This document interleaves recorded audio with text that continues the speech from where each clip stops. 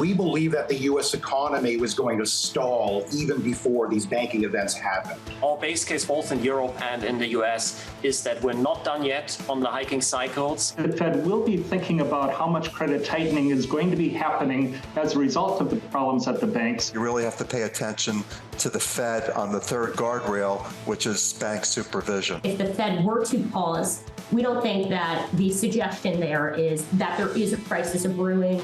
This is Bloomberg Surveillance with Tom Keene, Jonathan Ferro, and Lisa Abramowicz.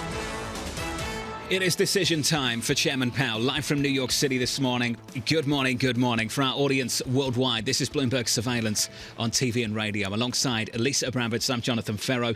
Equity futures right now on the S&P down about 0.1% on the S&P 500. Lisa, this S&P 500 back to where it was before the banking mess. We've done a full round trip. Everything's been a full round trip. So, yay. In other words, did anything actually happen, right? Yesterday was the first time you had 2 consecutive days of decent trading since the first Silicon Valley Bank collapse and all of the drama there. So there's a feeling, okay, stability. Does that mean all things go for the Fed and they can ignore all of the round trips that we got in the meantime? So 4 things: decision, statement, forecast, presser. What are you focused on right now? I'm honestly, it's going to be the press conference, even though he's had a real record of perhaps not necessarily sticking to a script that has any relevance 5 days later. But I think that it will be interesting to hear kind of what he indicates going forward. OK, you tell us what you really think about Chairman Powell and news conferences. Do you disagree? Julian Emmanuel can't keep himself together. From Evercore. We're going to get to Julian in a minute. But do you disagree? Do I disagree about Chairman Powell? If he goes off script, he struggles. Okay, so what's he going to do? And I don't think today is a day to go off script. So is it just going to be reading a statement? President Lagarde did. Let's see. Okay. Let's see. I can't predict what he's going to do in this news conference, but sure, yeah, there's been time after time where he struggles in the news conference when he goes off script. So do you think that it will give people comfort if he just takes a sheet of paper and he's like, wait, hold on a second, and like pulls out a piece of paper? I'm serious. Like, ultimately, it depends what the message is on that sheet of paper. Did you see what we got from Lagarde today? Yes. Pretty punchy stuff. There's no trade-off between price and financial stability. We will not entertain trade-offs on our primary objective, which is inflation. And basically saying we have all the tools we need to fight any kind of financial instability. So we're going to be focused on inflation. Inflation keeps surprising to the upside. And this is where really, I mean, you look at UK this morning coming out with another hot print. This is the conundrum. And it's not that different for Jay Powell. Well, they dealt with their own financial stability issues back in September, October time. And look at them now. We're talking about another hike tomorrow off the back of elevated inflation. What do we get? Double-digit CPI again. Yep. In the UK. That's brutal stuff. Let's give you a taste, the flavour of the price action just right now.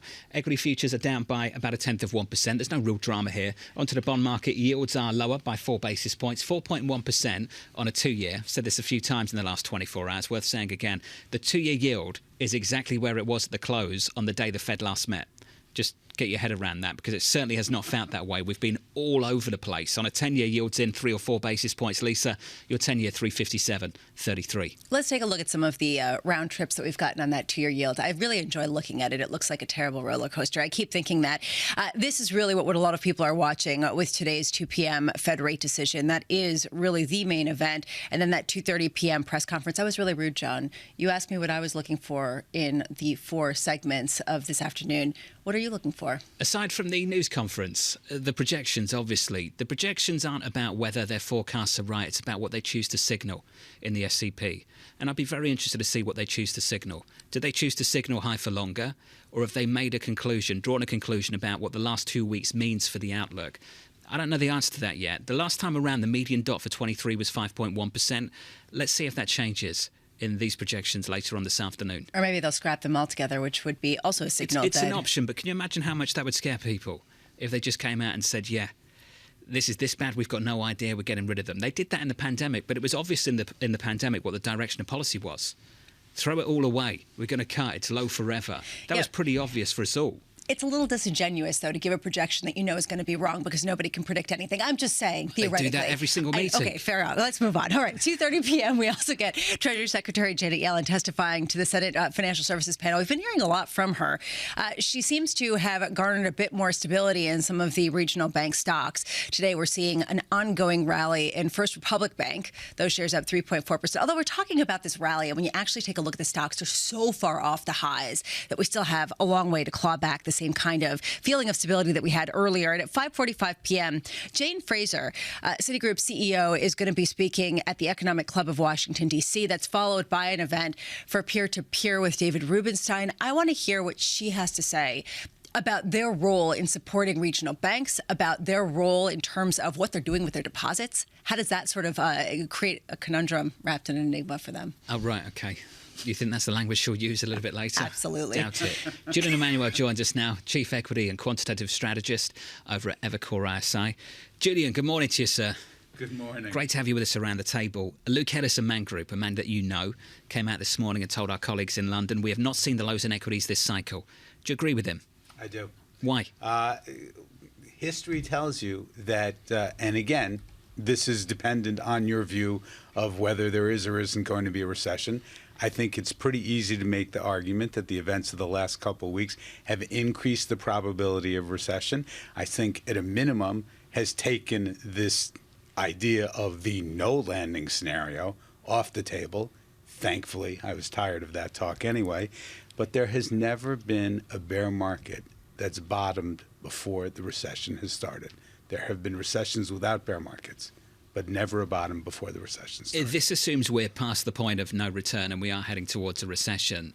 Is there a solution out there to the banking problems that could mean in another 2 weeks we're talking about exactly the same kind of things we were talking about just 2 weeks ago? No landing, a cycle that continues, the Fed that has to do more. Is there a solution out there for you? I don't think that there is, because I think the change in psychology, the fact that 2 weeks ago, again, we were doubting whether the laws of finance had been repealed, i.e., was all this tightening in the pipeline seemingly having no effect whatsoever. And now here we are. That's sort of a Rubicon that you really cannot undo without a degree of further development of the issues, which, you know, again, as forceful as the policy response has been, and we applaud that for sure, there is likely to be more of the onion to be unpeeled. What's worse for risk assets? A 25 basis point rate hike by the Federal Reserve or no rate hike? So we don't believe that the no rate hike scenario implies the Fed knows something that we don't. I think to think that is probably just misguided, given the fact that Chair Powell teased the potential for 50 basis points 2 days before one of the biggest runs on the bank in all time. I think that's risk management. That's an acknowledgement of data dependency. Frankly, 25 or pause doesn't really mean that much either way. It's what he says that means. Well, and a lot of people would agree with you, but I want to stick on that risk management idea. There is a question of whether it's risk management for the banks or whether it's risk management for inflation, which is still a problem. And this is something that Andrew Hollenhorst over at Citi keeps raising an issue with, saying people have the wrong comparison. Inflation is the big boogeyman. It is not some sort of financial stability crisis. Do you agree?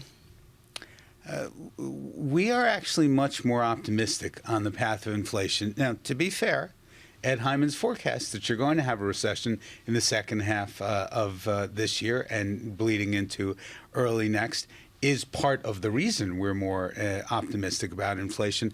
But a lot of our proprietary surveys, you know, rents are actually starting to turn down, whereas, you know, owner's equivalent rent is still on the flagpole. We think that's a data mismatch. Wages are starting to actually cool. We think you can get to somewhere in a two handle by next year. Is that including the tightening and lending standards you're expecting off the back of these financial stability issues? It has to. Yeah. It absolutely has to. And from that perspective, again, you know, we would like to see the Fed step back and acknowledge that there's been an extraordinary amount of tightening in the system. And oh, by the way, you know, if you think about it, if you're charitable in postulating that policy works on a 6 to 9 month lag, as we've seen several Fed governors suggest in recent weeks, you've still got a ton of tightening that's about to hit over the next 6 months. The problem that I've had, I think, in the last couple of weeks, just in terms of the way this has been discussed, has been framed as some kind of binary choice today. Focus on financial stability or focus on price stability. I hear a lot of comparisons to the UK, that the UK was able to handle one thing and focus on the other thing all at the same time. kind of ignores what the underlying policy risk actually is, the underlying policy issue.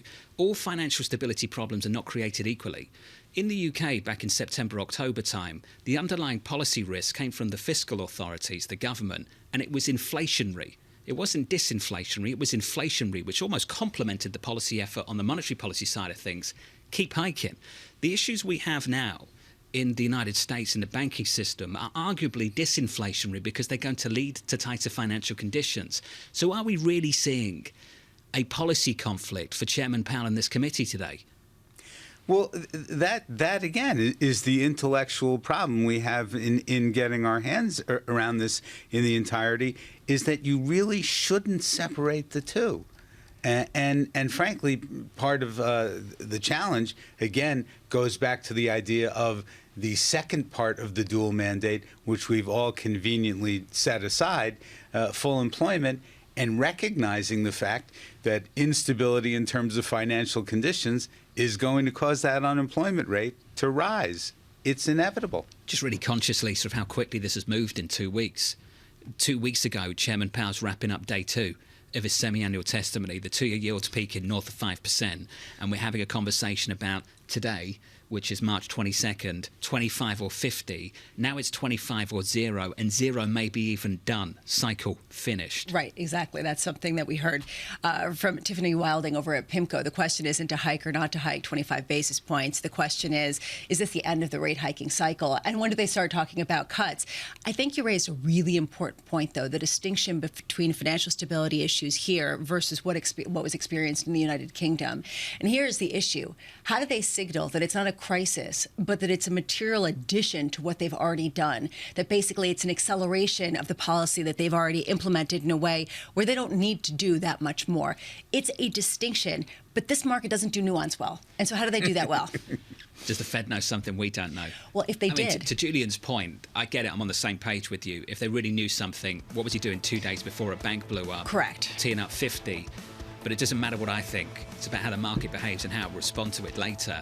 And there is a belief out there with a lot of people that the more dovish they are today, the worse they believe the situation is. There's a belief that crowds are collective wisdom. And the collective wisdom has been a little bit, I don't know, having issues recently. It's changed about 5 times. Yeah. It's like, I keep saying this. We've not got through Q1 yet. Equities right now on the S&P down 0.1%. Julian's going to stick with us. We're going to catch up with Stuart Kaiser a little bit later this morning. Keeping you up to date with news from around the world with the first word, I'm Lisa Mateo. The Federal Reserve is caught between inflation and a sudden banking crisis. We'll learn how Fed Chair Jerome Powell and his colleagues respond later today. Most economists expect the Fed to increase interest rates by a quarter point, but some say policymakers should hold off to shore up financial stability. The decision comes out at 2 p.m. New York time. Inflation in the UK rose unexpectedly for the first time in 4 months. The Consumer Price Index rose 10.4% from a year earlier. That followed a 10.1% jump in January.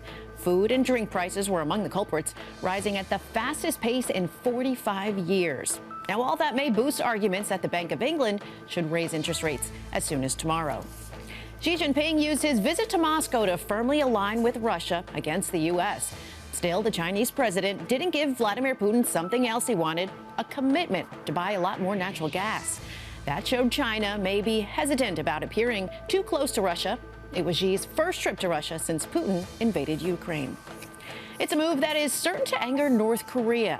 The U.S. and South Korea plan to hold their largest ever live fire drills in June. The exercise will involve mobilizing high-tech military equipment. The two allies are winding down training drills this week. North Korea has responded by threatening to turn the Pacific Ocean into a firing range. Global news powered by more than 2,700 journalists and analysts in over 120 countries. I'm Lisa Mateo, and this is Bloomberg.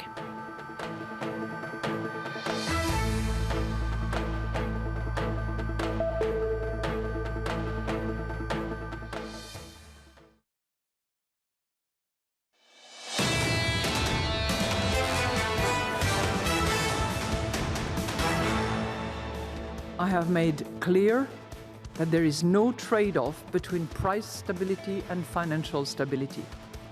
We have plenty of tools to provide liquidity support to the financial support if needed, and to preserve the smooth transmission of our monetary policy.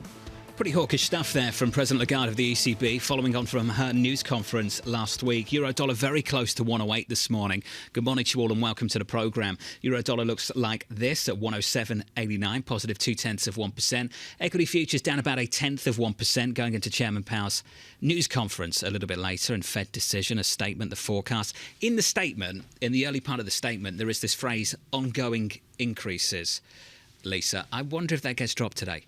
No forward guidance. If they say it in this time, it means there potentially are no more rate hikes. I mean, basically, everything will be parsed and then interpreted through a lens that people want to interpret it through. So I guess that it's sort of what does the market want to see? And that's what we'll find out later. By the time we get through the news conference, I wonder if we've even remembered what they did in the statement and the ultimate decision. That, I think, is a very good comment, because I don't know how relevant the 25 basis point rate hike or not really is at this point. It is really the ongoing guide. Are we seeing the end of the rate hiking cycle? And if they indicate that we have, that could be potentially more supportive or more dovish than even not hiking 25 basis points. A couple of banks we've got to talk about. First Republic is one. It's up in the pre-market by, let's call it 2.7%. I think I'd rather say 40 cents at this point, because once you get down to these kind of levels, thank you, Lisa, it's not really worth reading the percentage point change day to day, because they're just monster moves. Yeah, and everything's a monster move off of a pretty low base, especially how much you've already seen the fall. The question here is, what's the path forward? This morning, Dow Jones is reporting that First Republic has hired Lazard to potentially review strategic options, potentially using a capital infusion, a sale, asset trimming, et cetera, et cetera. This, according to people who spoke with Dow Jones. How much do we see this being supportive of some sort of future recovery, or how much is this basically? I mean, how often do you see a company come out and say, we're examining our strategic options, and then be like, all right, we're all good? Yeah, when you're examining your strategic options, it's because you don't have many, and it's a problem. Yes, thank you. That's often the case. UBS is examining its strategic options with Credit Suisse through most of the weekend. UBS right now is down about 0.4%. Monday it was higher. Tuesday it was up by 12%. Let's get over to Zurich and catch up with Marion Hofdemer. She joins us now. Marion, what's the latest on this integration between UBS and Credit Suisse?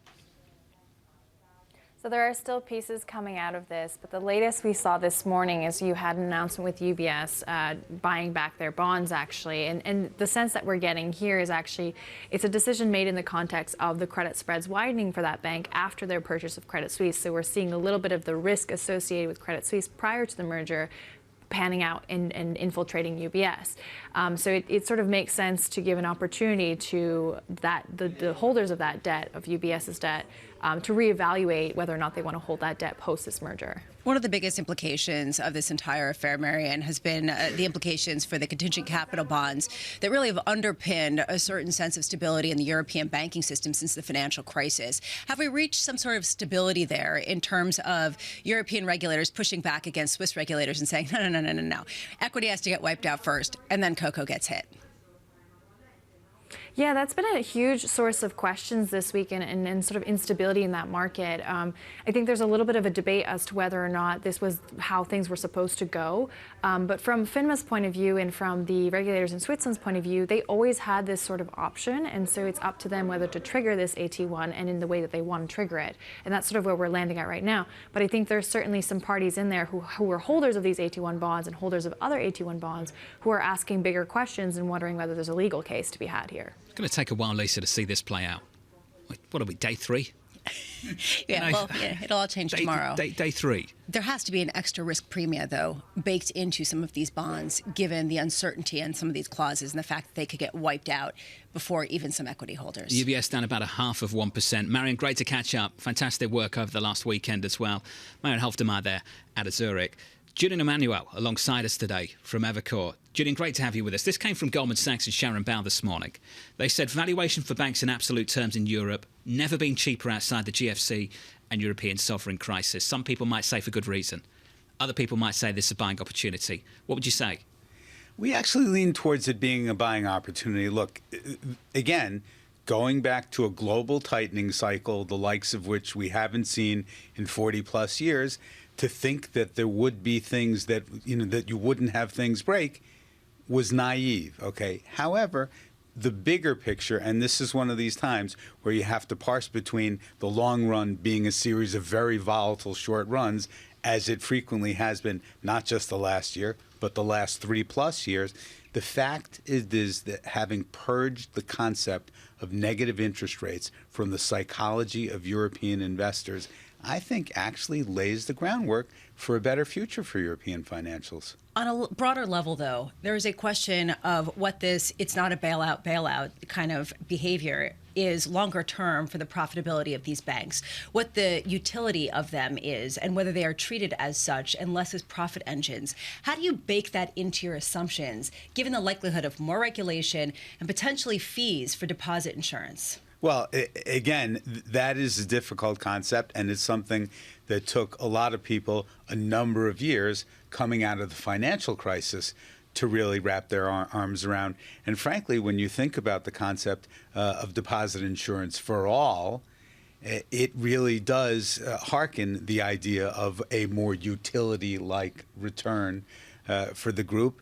And actually, frankly, and I don't think this has been discussed, the concept of deposit insurance for all is actually a reasonably inflationary concept in the final analysis. Explain. You're going to have to create money if you're going to have to plug holes where there's money and liquidity issues. Regulators have argued that the banks are going to ultimately bear the cost of this, not the taxpayer. You looked skeptical. There is this question of whether this does impede profitability on a broader level, because if there is any distress whatsoever, the banks will be on the hook to deal with that. How do you bake that into valuations? Does that basically mean that U.S. banks are less valuable long-term to you than even European banks? Well, I think it's certainly a shift between the two, okay? You saw valuations in U.S. financials just, orders of magnitude above those of European counterparts. That's converging. It's not going to converge totally. There are lots and lots of systemic issues, one of which being the fact that inflation in Europe is a much more intractable issue, not permanently, but certainly now, than it is in the U.S. Because of structural rigidities. And all of that really leads in. But again, going back to this idea of the end of negative interest rates, that's a reason to think that valuations will level off probably a little bit more in favor of European banks. Well, time horizon matters here. You've got an end of cycle call. Do I want to own banks up against the end of the cycle? Well, we're equal weight in banks now, and frankly, it's one of those times where, we've been proponents of the value trade for a very long time. Yeah. When we started getting conviction, behind Ed's call for a recession late last year, we came off the overweight there, thankfully. It's probably a bit early, but I would suggest that, again, you've seen several shoes drop. There are probably going to be several more shoes drop. And the next bout of price weakness will probably be a time to dip one's toe back into the sector. Hey, Julian, this was great. It always is. Thank you. I think the conclusion for so many people, Lisa, if we get all deposits insured, it's you paying the insurance premium at home. I mean, you'll be paying a monthly fee on your bank account without a doubt that's going to be paying for this. Right. And the banks are saying it's actually us, and we're saying, yeah, right, we're going to be the ones that end up paying for it. I mean, Julian just started laughing. He's like, everyone feels the same about this. I would agree, because honestly, if it's not profitable for the banks, why do they want to hold your money? You're going to pay what? $15 a month? I don't know. Take your pick. Put it on the Netflix bill. But to the extent that banking is free, won't be any more after that. And is it really free? It's not free, is it? I mean, you don't even know it's not free. Anymore. Have you heard about how the bank works? The duration mismatch. I know, it's potentially dangerous. It's risky. It's terrible. I found out last week.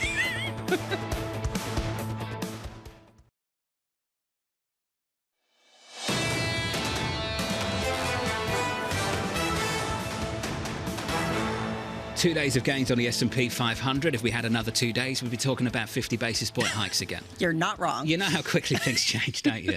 Futures right now on the S&P, negative about 0.1%. On the Nasdaq, we're down 0.2%. Chairman Powell doesn't have 2 more days. He's going to make that call a little bit later, together with his committee. That decision comes at 2 p.m. Eastern time. In the bond market, we look like this. 2s, 10s, 30s, shaping up as follows. Your 2-year, 4.1552. This 2-year has been on one heck of a trip since the Fed last met. The low was 3.62. That was just a few days ago on a US 2-year. The high was 5.08%, and that was just a few weeks ago on a US 2-year. I had a guest yesterday that said the 2-year's been trading like a meme stock. I think it's been trading like a penny stock too. It's been remarkable what this has done over 2 weeks, Lisa. You've been saying that. I just wonder what the implications are. We're talking about one of the benchmark rates. When it starts whipping around by a percentage point, depending on the day you look at it, what are the broader consequences of that? I mean, how do you then lend with any kind of certainty if you can't make a projection out of 2 days of bank stock returns and what that means for Fed policy? Last year, the problem was if you couldn't price the risk-free rate, how do you price risk? And we thought we'd come into 2023 and that story would resolve itself. And here we are. Look at us over the last 2 weeks, struggling to keep up with this. Well, but the irony is people say, you know what, it's short-term noise. Longer term, there's much more stability in rates. There's much more stability in our understanding of them. But if you start to look at credit markets, they are starting to whip around in tandem with some of the volatility. So you raise a really good point. The long-lasting lags of that, is that the credit tightening that we're going to be talking about? This market was screaming the Fed is done. I have to say this market was screaming the BOE's done a few times based on the guidance we had from the governor of the Bank of England. Let's take a look at FX, euro, dollar and sterling. Sterling 122.86, positive 0.5%. UK inflation coming in at double digits year over year, 10.4%. We were looking for a 9 handle, 9.9%, something like that, Lisa. So big upside surprise going into the BOE tomorrow. Outside of that, euro dollar 107.83. If you missed the comments from President Lagarde, these were really punchy a little bit earlier. No trade-off between price and financial stability. We will not entertain any trade-offs on our primary objective. She couldn't have been clearer, could she? Especially because she basically said that the ECB had plenty of tools to address financial stability. That's not a concern. But that there is evidence of underlying inflation that is having an issue, right? That's stickier. And she's talking about that. This is a problem for them. This is the preeminent problem. Is it the same for the Fed, though? And that, I think, is what a lot of people are wondering. Well, the ECB is further behind. Right. So that's a big difference. I was told the inflation story was different in the US, though. And that meant the Federal Reserve had to stay at it because things were so much tighter in the labour market and there was this wage pressure and all of that good stuff. What do you do in the collective wisdom of crowds? Isn't that wise? What do you do when there's no more clarity? Second time you've said that in the last 30 minutes. I've been thinking about this. You can't get a signal from this market because nobody knows anything. That's a very sophisticated way of saying that the people that make market pricing aren't wise. No, I'm just saying they don't have any additional wisdom on a scenario that is highly opaque. It's driven on narrative. You could also argue you're offending a lot of people. They're waking up this morning, they're getting ready for Fed Day, and they're just getting smacked around the face by you. No, I'm saying they're just not wise. I'm offending a whole lot of algorithms and short-stopping out. Good comeback. That was smart. All right. Fed decision a little bit later. Split. Nomura says cut. Other people say hike. Other people say pause. I mean, you can take your pick. Sarah House says this. In the pause camp, as we assume financial markets stabilise in the coming weeks, then we look for the committee to hike rates by 25 points at its May 3rd meeting and by another 25 basis points on June 14th. So, a pause today, but perhaps we resume hiking in future meetings. Now, I don't think this is this crazy. It's not that crazy, Lisa. It's, you know, I joked if we had 2 more days and 2 more days of gains on the S&P, we'd be talking about 50 again. So just to build on that, I want to amend what I said earlier. I wasn't insulting all the traders. What I was saying was, how do you have wisdom when the facts change day to day? And I think that that's what Sarah House's comments speak to, which is there is a great uncertainty about the path forward just simply because the facts are changing and what matters is changing. Sarah House joins us now, senior economist at Wells Fargo. If, as we assume, markets stabilise in the coming weeks, Sarah, you think even after a pause today, they might resume tightening? Now, the pushback, Sarah, and you know what it will be. If they pause today, how do they stop us from pricing in even more cuts? Never mind more hikes. Yeah, so I think they can do that a couple ways. So one is in the statement, so noting that if, as financial conditions perhaps ease after the recent volatility, that they expect ongoing increases are still on the table. So keeping that ongoing increases language, even with a pause today. And then I think love them or hate them, the dots are an important tool. So I think you have to remember that the dots signal the most likely outcome of policy. And so I think we could see those shift higher. And I think that would indicate that even with a pause today, that the Fed is not done tightening yet, that there is still more work to do on inflation, and the Fed still remains very much committed to that. Sarah, there are a lot of people who are looking at what the Fed decides today and saying we actually don't care unless they make a serious policy error. Inflation is going to guide the course, as is banking distress. I was interested in what Andrew Hollenhorst over at Citi said because he's had a lot of conviction. Recently, he said relative to 2008 or any time in the last 40 years of history considered here, inflation is more of a constraint on Fed policy. Do you agree? Yeah, I think that's been a guiding principle for them over the past year and what's set off this aggressive tightening cycle. And so I still think it's a constraint, but I think you can't have price stability on a sustained basis without financial stability. And so I think that's what perhaps warrants still taking a little bit of a breath at today's meeting, but then continuing on with tighter policy as the dust settles and remaining focused on that price stability side of the mandate, because there is still certainly major inflation challenges that we're seeing here in the U.S. So do you think that, just putting aside the financial distress for 1 minute, which seems to have stabilized over the last 2 seconds, I am curious, going forward, whether the inflationary outlook in the U.S. is different than what we've seen in the European sector? Well, I think the Fed is further along in their tightening cycle, and so I think that does help in terms of, while there's a lagged effect, there is still an effect from tighter monetary policy. I think the labor market remains probably the biggest challenge to getting inflation down to 2% on a sustained basis. So we had a little bit hint of improvement on the wage front in the last employment report, but that it's a pretty volatile series. So you're still looking at employment costs running over 4% annualized. The production non-supervisory side of those wage numbers in the last employment report showed closer to a 5% annualized pace on the wage front. And so I think there's still a lot to be done on that aspect. And you're still looking at a very tight labor market. And so I think that remains a huge challenge to the inflation outlook as we look out over the course of this year and even on into 2024. Sarah, Chairman Powell has this phrase, the whole committee does, the totality of the data. When they talk about the totality of the data, does that take on a new meaning given the last 2 weeks? Does that include bank stocks? I don't think it includes bank stocks per se, but I think it does include the overall tightening in financial conditions that we've seen, and it has been extraordinarily rapid over the past 2 weeks. And so I think that, considering that that's the channel that Fed policy works through, I think they do have to take that into consideration. So yes, inflation is too high, but they're well aware that it does tend to lag broader economic activity. And so I think they're taking in those financial conditions in addition to the very strong labor market data that we've seen, the still high level of inflation that we're seeing, as well as what's been pretty resilient consumer spending over the past few months. The other phrase they've used as well is sufficiently restrictive. We've heard that since December. Are we getting closer to that point? Matt Lazzetti at Deutsche Bank suggests that the difficulties of the past 2 weeks or so push us closer towards being sufficiently restrictive. Do you agree with that? I think so. I think we're getting closer to where policy will ultimately settle. So I think we're looking at certainly a higher terminal rate relative to what was being guided at coming out of the February 1st meeting, just given that ongoing momentum in the data. But I think the recent tightening in financial conditions and the stress that we're seeing in the financial system perhaps knock that down a little bit, make it seem like the terminal rate maybe doesn't have to be raised quite as high as what we were looking at only 6 weeks ago. So I think the recent events do get us a little bit closer to what will ultimately be that sufficiently restrictive stance of policy. Sarah, I want to build on that for just a minute because it seems like you're not alone with that. That basically the events over the past couple of weeks signify that perhaps this economy isn't quite as resilient as people previously thought, and that the strains are more significant. And therefore, the end inflation rate will be lower, and so will the terminal rate. Do you agree on the inflation rate point, that inflation will come down to perhaps a lower place than people imagined a couple of months ago?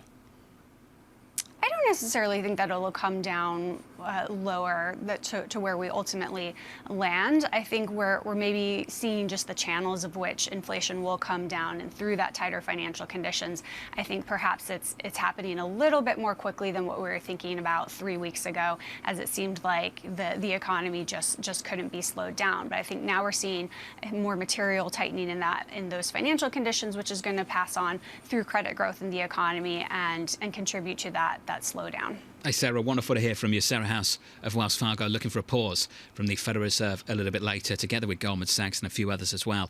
Looking for a pause, but ultimately, Jan Hatzius and the team at Goldman acknowledge the same thing, really, Lisa, that even if they pause today, who's to say they've got to be committed to the end of the cycle? Why is it the end of the hiking cycle if they pause today after the difficulties of the past 2 weeks? It matters less whether they're committing to it or whether perhaps the market implies that going forward. We saw home builder activity and just the housing starts in terms of the number of homes sold yesterday in that data actually come in much higher than expected. The sort of revival of a housing market left for dead because suddenly mortgage rates are lower. The unintended consequence of a sudden easing in financial conditions before the job is done. And I don't mean easing of all financial conditions, Sure. right? Because we have seen a tightening. But with respect to the lending rate, does that reignite certain sectors that have been most affected by the policy? You know, we talked about the totality of the data. You have to talk about the totality of the decision. Hike or no hike is not the story. You've got the decision, the statement, the projections, the news conferences, the news conference. That's a lot of different mediums to really attack this decision today, beyond just 25 or pause. Yeah. So what's worse, a hawkish pause or a dovish hike, right? I mean, honestly, my head's spinning, and I think Well, that Gillian Tom says something in the last hour, so Gillian's right. I mean, look, I think we can all sit here, and I'm sure some people waking up this morning, good morning, agree that the Fed doesn't know things we don't know. I think that's the take, right? Particularly on the economy. But when it comes to financial stability, you would think they'd got some real-time information that we don't have about the financial system. The counterpoint to that is, if they had that, what on earth was Chairman Powell doing, teeing up a 50 basis point hike right before banks failed? It doesn't matter what I think about this. I think there's enough people out there who do believe that the Fed knows things that we don't know, and who also believe the more dovish this Fed is today, the more worried they are about the financial system. And if they're concerned, you should be too. That's a conclusion that some people are going to have. If your head is spinning from the game theory on top of game theory, join the club.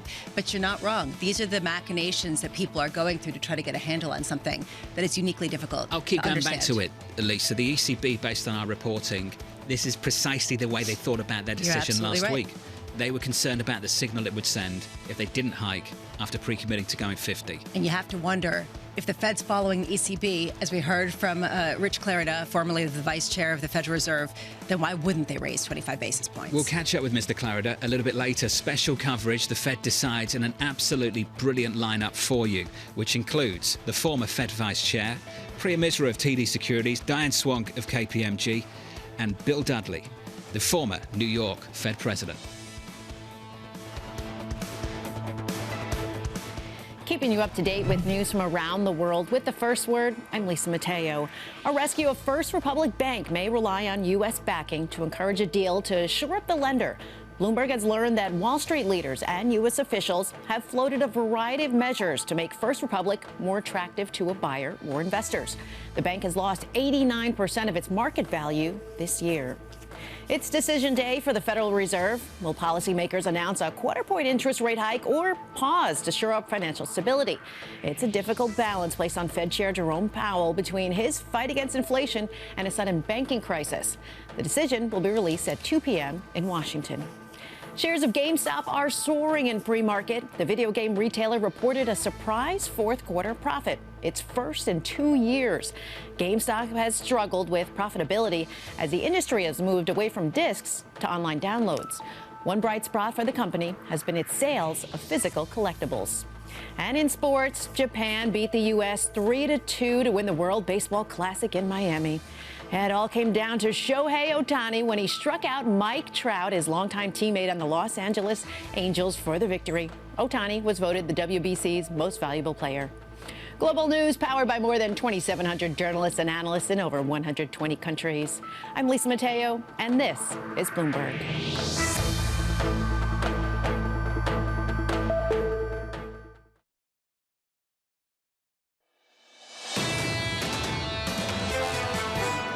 I think that we will have a significant number of more banks that will not exist 12, 24 months from now that exist today. Which ones will be taken over? Which ones will have a shotgun marriage? Clearly, the central banks and regulators are trying to stop things disappearing of their own accord, but the shotgun wedding is all with us. Luke Ellis there, the Man Group CEO, speaking to the Bloomberg Invest Conference a little bit earlier today over in London. That's quite a statement to make there, Lisa. I think that we will have a significant number of more banks that will not exist in 12 to 24 months. There are a lot of people who agree with that there's going to be a roll-up in the smaller and mid-sized banking sector because of this implausibility of the mismatch of deposits that can go at any time with longer-term liabilities. I just wonder if the big banks get involved or if this is isolated to, smaller banks joining forces to become larger ones. Well, certainly the conversation here stateside is the big banks get together to do something about First Republic. First Republic is higher in the pre-market. There was this story we put out yesterday, Lisa, about government backing to encourage a deal. I was sitting there thinking, well, what would that look like? What does that look like? I mean, we're trying to find out the details, and we have some early reporting. The ultimate problem is that a lot of these banks hold mortgage debt, other liquid assets, especially now, that is, if they were to sell it, really, really devalued relative to where they hold it. So how do they then make additional loans while also dealing with outflows from deposits without capitalizing, without crystallizing these losses? Maybe they could have some in-kind kind of deal from the government where they park it there and then get the money and then don't have to sell. Let's get to Terry Haynes, the founder of Pangea Policy over in Washington, D.C., to talk about some of these issues. Terry, I think there was a famous politician who was once asked what went wrong, and he said, events, dear boy. Events. And events are hitting this White House hard over the last few years. And here's another one, a banking crisis. What do you think the next steps are, Terry? The next steps politically or for the banks? In terms of policy for the banks, Terry, what can they do? And do you think now that ensuring all depositors is kind of inevitable? No, I don't think it's. I think it's the farthest thing from inevitable, frankly. Let me start very, very simply. The lens that you will see the politicians look through and act through is this systemic or is it not?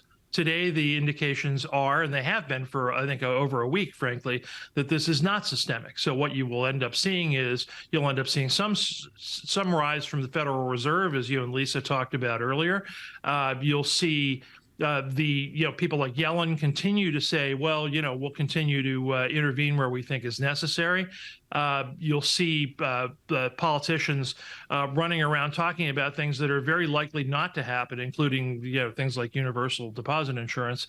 And meanwhile, what will end up happening is that the core problem won't be addressed. And the core problem is basically here that we have a banking regulation crisis causing a banking sector crisis, which is the idea that you've got a dearth of supervision and examination that are shaking markets' confidence in the sector.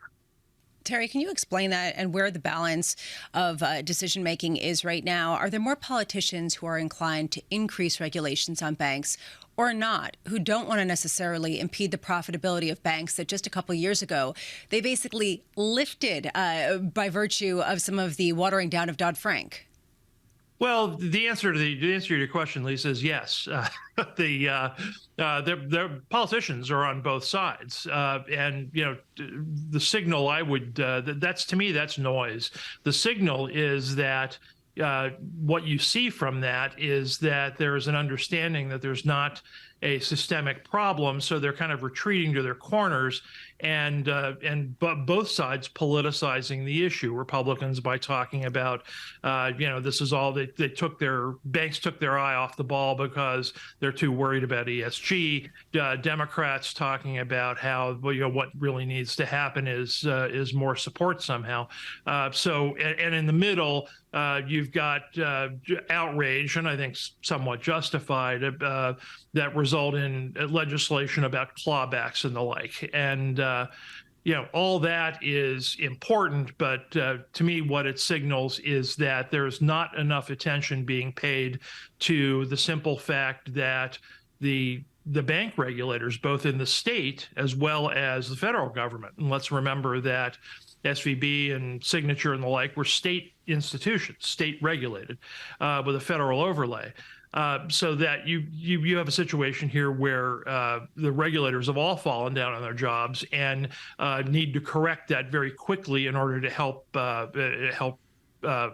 foster stability again. Terry, you've mentioned several times that this is not a systemically important kind of problem or systemic banking issue, and yet some of the provisions that they triggered in order to step in the way that they did, and I'm talking about U.S. regulators, came under the systemically important moniker. There is this issue of the fact that a lot of these smaller and regional banks have a lot of dominance in specific sectors and do have broader relevance. So how do you pair the two ideas when talking about policy? My view of this has been all along and continues to be, I mean, based on the facts as they happen, is that, you know, the body language and the verbal descriptions by all the policymakers have been that this is not systemic. They used some systemic tools, yes, and frankly, when I saw a couple of descriptions in press releases of, you know, we used our systemic this under section that, I winced a little bit because I thought, well, you know, you're giving a bad impression here. You know, they used a couple of emergency tools that are within their ability to use, but at the same time, you know, looked at broadly, you know, clearly what they think is that it's not systemic, and that, you know, I'll take that all the way up to what Secretary Yellen said yesterday. I mean, you know, clearly what they're talking about is not a systemic problem. Terry, whenever there's a crisis of any kind, we take our attention off everything else. And Terry, that's what's happened over the last couple of weeks. We haven't been talking about what's been happening with Xi, what's been happening with TikTok. Let's start with Xi. Terry, I just want to go there just briefly. In the last couple of weeks, we've seen the Chinese leader broker conversations between Saudi Arabia and Iran, then go over to Russia. Terry, what have you taken away by the movements, the actions of the Chinese leader over the last 2 weeks or so? My view to markets for at least the last 2 years has been that Russia exists as a client state of China, and you've seen the formalization of that, number one. Number two, I think American foreign policy has been making a lot of bad mistakes over the last decade. You know, the lesson that Xi draws from what's going on in the Middle East, for example, going back almost a decade, where the United States essentially let Russia have a sphere of influence in Syria, then promptly leveled about half the country, is that it can continue to play there with impunity. And what you've got, as ever, is you've got a lot of states, not only in the Middle East, but in what's now called the global South, who frankly are weighing their bets and trying to figure out where the wind is blowing. So this is a difficult time for American foreign policy, and they need to get a whole lot more energetic, a whole lot more quickly if they're to turn the tide on this. I have no doubt we'll be talking more about this in the weeks and months to come, Terry, even the years and decades to come too, unfortunately. Terry Haynes there of Pangea Policy. Terry, thank you, sir. Thank you very much. TikTok is one way this is playing out, one forum for it. The TikTok CEO, got it written down here, Lisa, testifying before the House Energy and Commerce Committee tomorrow. And there's going to be a big focus on what provisions they've taken to insulate the data, to also protect children from a whole host of potential woes that people have raised. The real issue is this is job protection. How do we keep the business under our own rubric and not offset it or offload it to, you know, Meta or Snap or some of the others that have been surging in, you know, the recent couple of days? We have these hearings and you get the feeling that the people on the other side of the CEO have already made up their mind. They've already made up their mind about what they want to do. Is this a genuine hearing where it's a fact-finding mission and you work out what you're going to do next? The reason I ask, is there anything that this guy can say in this hearing tomorrow that's going to change the minds of those lawmakers? You just said this so diplomatically, and you're expecting me to come out and be like, of course not. Are you kidding? There's absolutely nothing that he can say. The question is just going to be, how much meat is there behind some of the questioning in order to say, we're actually going to ban it, or we're going to pile on from the CFIUS recommendation and actually mandate some sort of sale? How far do they go? How far are they willing to, given the base of users where, you know, 3/4 or more of all teenagers in the U.S. are on TikTok? So how do you then cater to a demographic that's your up-and-coming voter base? Don't you get the feeling that a sale is more likely than a ban? 100%, which is the reason why... They don't really want to go in the banning direction. What kind of retaliation do you get from China? I mean, honestly... They'll retaliate against the tech firms that aren't in China. They can't, can they? I mean, that's the other issue we've barely discussed, yes, you know, reciprocity. You know, where does it go? But this is perhaps the Xi Jinping and, you know, Putin meeting.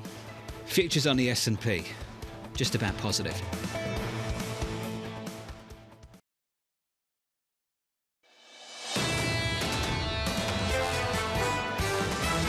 We believe that the U.S. economy was going to stall even before these banking events happened. Our base case, both in Europe and in the US, is that we're not done yet on the hiking cycles. The Fed will be thinking about how much credit tightening is going to be happening as a result of the problems at the banks. You really have to pay attention to the Fed on the third guardrail, which is bank supervision. If the Fed were to pause, we don't think that the suggestion there is that there is a crisis of brewing.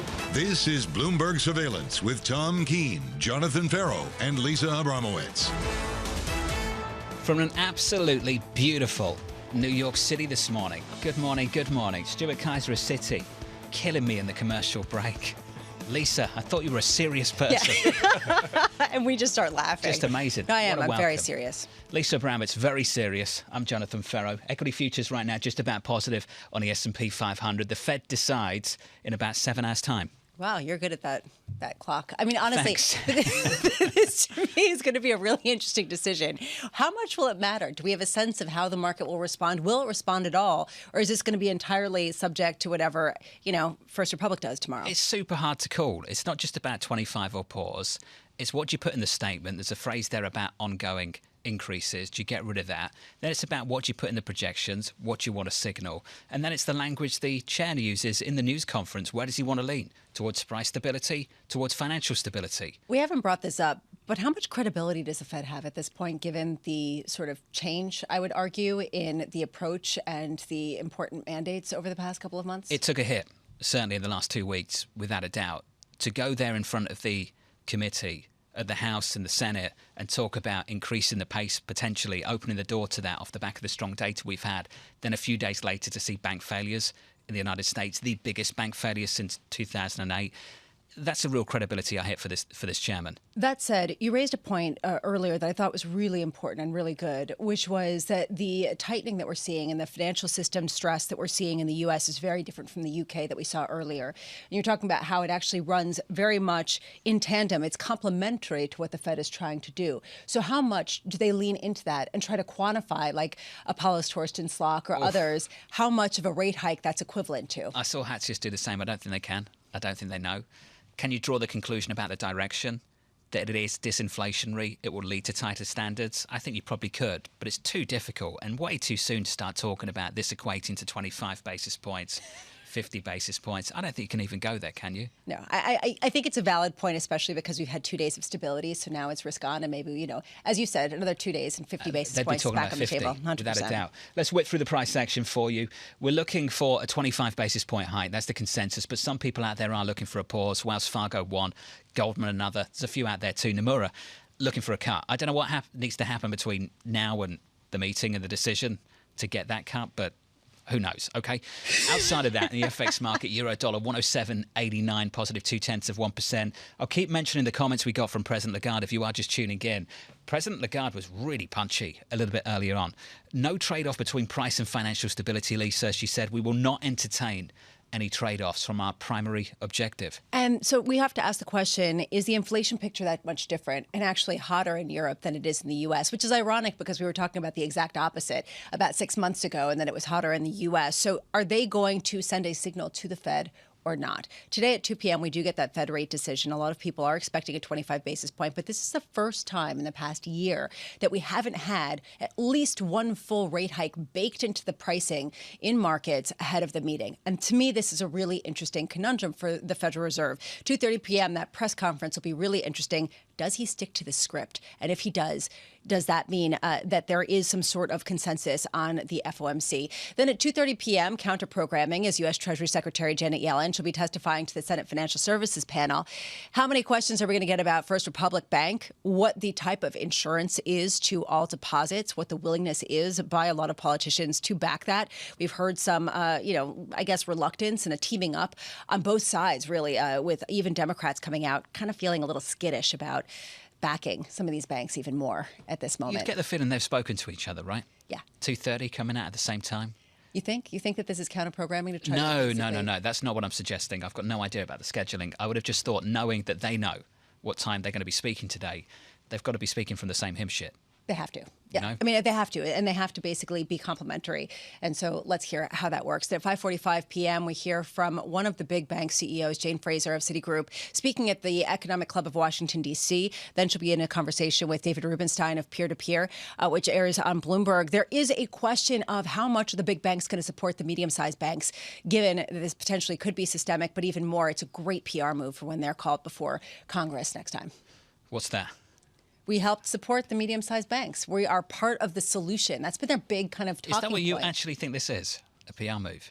I don't really know why they're backing all of the smaller and regional banks. Our next guest is from Citi. Just, throwing that out there. Hi, how's it going? Keep Stuart out of trouble. All right, let's park that. We're going to isolate that concern and talk about something else, which is what the Fed might do later. What tools are you going to use to isolate that? Just shutting me out. Stuart Kaiser. The head of US equity trading strategy at a bank called Citi. Don't worry, Stuart, I'm not going to go there. I'd never do that. She did not clear her talking points with me. I think we can all agree with that. It's a different network. I won't make that awkward. All right, Stu, let's start here. We stay tactically positive. What is tactically positive? Right now, it's about 48 hours. I would say.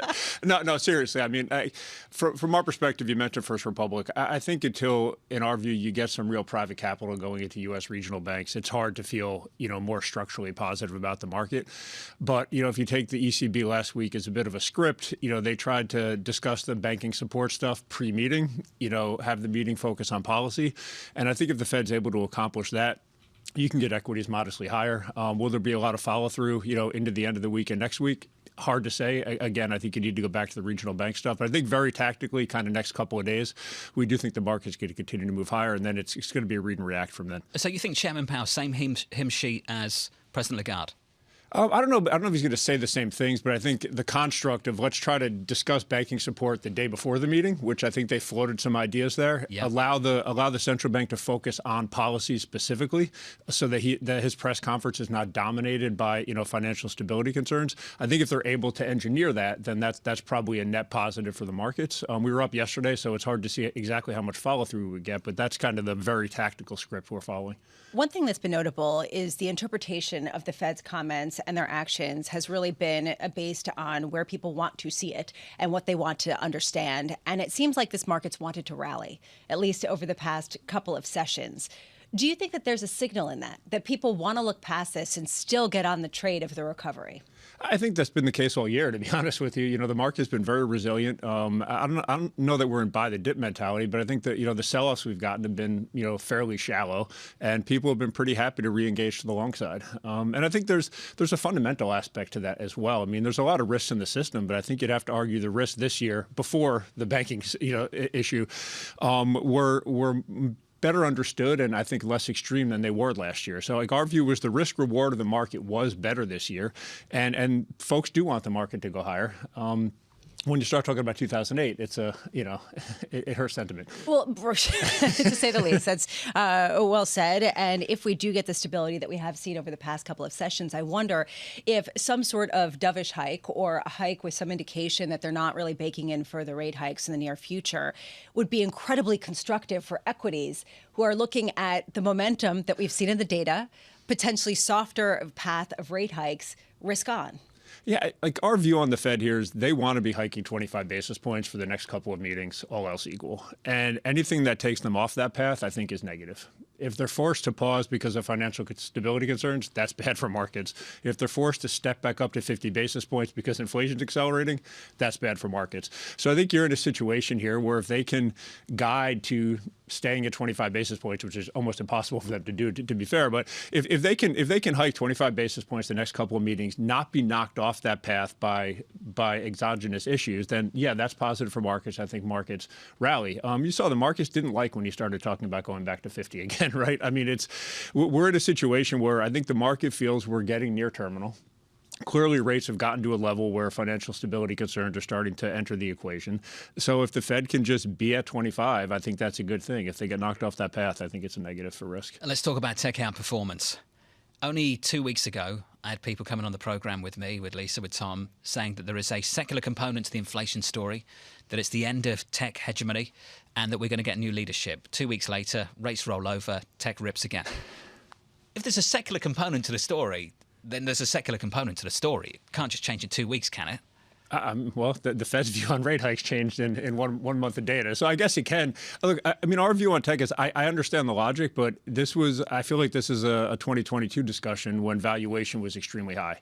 And when you attacked valuation so aggressively last year through the rates channel, our view is that changed risk reward considerably for the sector, and it can continue to work. And, if I told you we're in a period of instability, both, from a policy perspective and from an economic perspective, owning large cap tech with big balance sheets, high free cash flow generation, and strong buybacks at a valuation that's not as high a hurdle as it was last year, we think that sets up good risk reward for tech, and we've been pointing, folks in that direction still. So when you say tactically positive, you mean overweight tech in the short term? Yeah, well, I think we're overweight tech more medium term even. I think our view is if the markets are rising, tech is going to be the outperformer. And I think that's largely it's what we saw in January. Surprisingly, even it's what we saw in February, and frankly, it's what we've seen the last couple of weeks. So I think if the markets are rising, we feel like money's going to continue to flow. Money's going to continue to flow into tech, and that's going to lead you to the upside. Does that mean over the next week you might not get? The last week has been crazy. Tech up, energy down. I think a lot of investors are looking at that and saying, hey, I need to kind of fade these really sharp moves. But if you're telling me, 2 to 4 weeks out or 6 to 8 weeks out, yeah, I think if the markets are higher, I think tech's leading that. Just real quick, how much is this due to all the money that's in index funds? It matters, 100%. It matters. They're obviously a large weighting. Look, our U.S. equity strategists think that structurally speaking, tech is going to become a smaller overall weight of the equity market over the next couple of years. But from my perspective, I'm much more tactical, fortunately or unfortunately. And I think, next 1 to 3 to 6 months, my view is tech can continue to lead. If you look at what long only did last year, they sold a lot of tech. And we've gotten some pushback. Well, they've started buying tech. They've only rebought less than half of what they sold last year. So our view is that there's still room for that, group of long-only investors to add to tech, and that should be positive for the sector. Jane says, great work. That was good. Stuart Kaiser, Citi. Stuart, thank you. It's good to see you. Futures positive by 0.1% on the S&P 500. Coming up a little bit later this hour, Betsy Duke, the former Fed governor from New York. This is Bloomberg.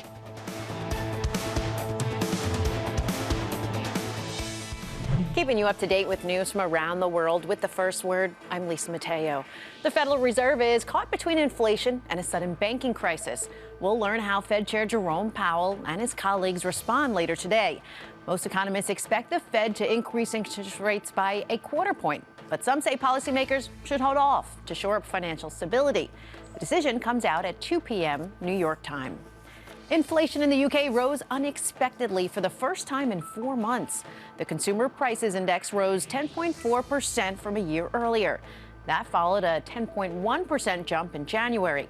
Food and drink prices were among the culprits, rising the fastest pace in 45 years. Now, all that may boost arguments that the Bank of England should raise interest rates as soon as tomorrow. Xi Jinping used his visit to Moscow to firmly align with Russia against the U.S.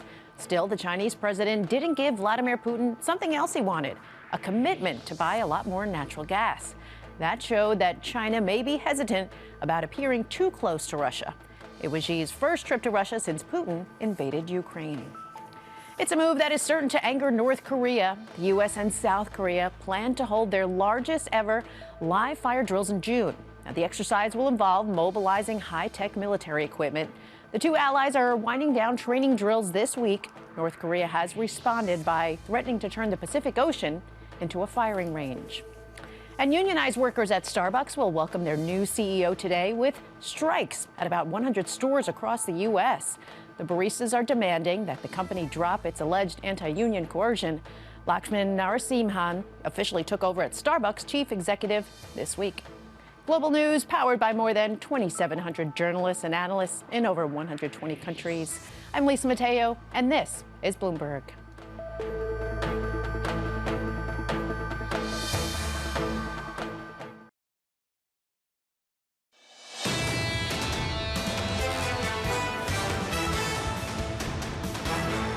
I have made clear that there is no trade-off between price stability and financial stability.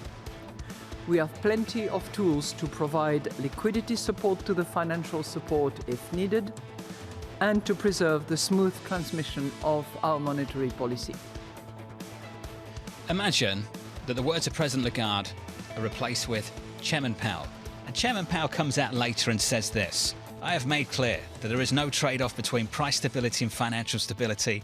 We have plenty of tools to provide liquidity support to the financial sector if needed and to preserve the smooth transition of our monetary policy. Imagine if he said that in the news conference a little bit later. I feel like the response would be if you go to an arcade and all of a sudden it goes, wah, wah, wah, game over. Like it would sort of be like that in the market. First question. They said, is there any trade-off? And he turned around and said, no trade-off between price and financial stability. We will not entertain trade-offs. That is really punchy stuff from President Lagarde. If Chairman Powell says that later, that's one heck of a hawkish news conference. That would be one heck of a sell-off, I would assume. And honestly, I don't want to game out what the market does because that's always a perilous game. But I do think that that would lead to quite a bit of selling and repricing dramatically on a two-year yield and Fed funds expectations that have already repriced so significantly over the past couple of weeks. So I've said a few times there are 4 different ways to look at this: the decision, the statement, the projections, the news conference. So those 4 things. On the projections, the median dot for 23 was 5.1% last time around. Is it still 5.1%? Matt Lazzetti at Deutsche Bank thinks that maybe you get the 25 today, but ultimately we've got closer to that moment of being sufficiently restrictive, whatever that means, and that maybe the dots stay the same.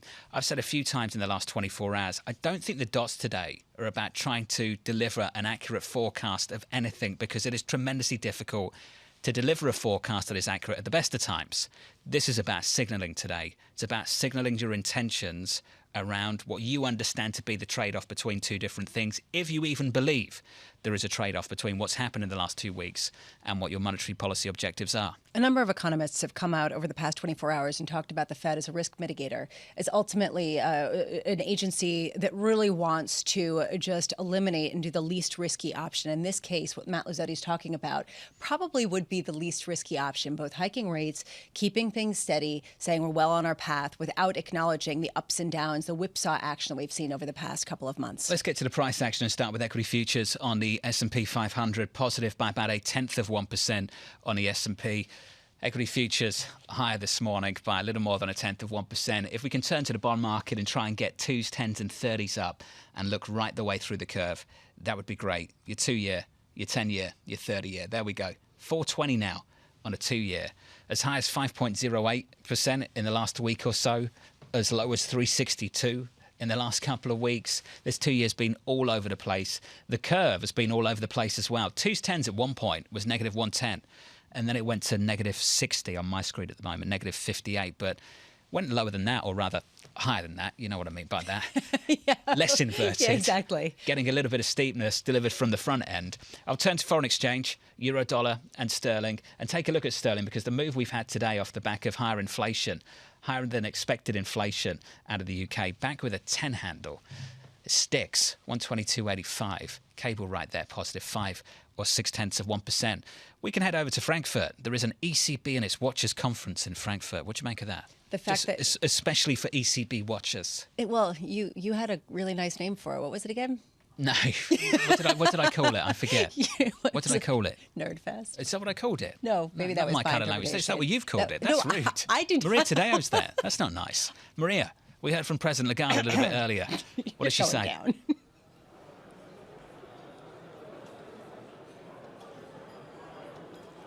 I'm pretty sure Maria Tadeo can't hear us. Yeah, based on that, which is great. Based it's on that probably face a good that thing. she gave back maybe, to us. Although maybe sometimes she did. pulls that face at Tom, even if she can hear Tom. It's That's like right. So just pretend. Oh, she got can no hear interest. us now. You can hear me now, Maria. Let's talk about President Lagarde. What did she say earlier? No, I can hear it. Look, I think, first of all, this is the 3rd time, which is very unusual, that we hear from the head of the European Central Bank in a week. We obviously had decision day on Thursday. Then we had Madame Lagarde in Brussels on Monday, and today here at this Watchers Conference in Frankfurt. The message every time, it's exactly the same. There is no trade-off between price stability and financial stability. That means that the mission to bring down inflation, she said, quote, is non-negotiable. This is a single mandate. Central bank inflation too high needs to go down to 2%. And again, repeating, yes, there has been turmoil in the banking sector, but that is not going to be a trade-off. Now, the other important thing is, when it comes to the forward guidance, we had grown almost used to this idea that every meeting we knew already what was going to happen. And the question question was, what comes next? Can you calibrate 2 basis points? I think she's given herself some flexibility to the extent that there is still forward guidance in the sense that we know they will continue to hike. Can you calibrate specifically how big going into May? At this point, not really. We heard from the German head of the central bank some pretty hawkish language as well. And this really raises a question to me. How much does Christine Lagarde represent the collective wisdom of the ECB? How much dissonance is there at a time where there are divergent fates within the different separate countries, and yet inflation still very much at the forefront for all? Yes, and this has always been the perennial issue for the European Central Bank. By the way, you really do have to set monetary policy for countries that are very different. And obviously, we talked about 19 countries. Now it's 20 because Croatia just joined now. But the thing that I always heard about Christine Lagarde, which maybe is worth mentioning, is that obviously she's not Mario Draghi to the extent that this is a very, well, highly regarded with a very great reputation as an economist. But what people will say behind the scenes in Frankfurt is that while she may not be as good on the technical side of things as Mario Draghi was, she is good at building that consensus and bringing everyone together and making sure that everyone feels heard. When you talk about also the hawkishness of the German central bank, a lot of the language also coming from Christine Lagarde reflects that too. I mean, she repeated the stamina to bring down inflation to 2% has not gone away, even though the jitters in the market and potentially the banks too may have gotten a lot of the headlines this week. But then she repeated they do not see this as a trade-off. It's not one or the other. They can handle both.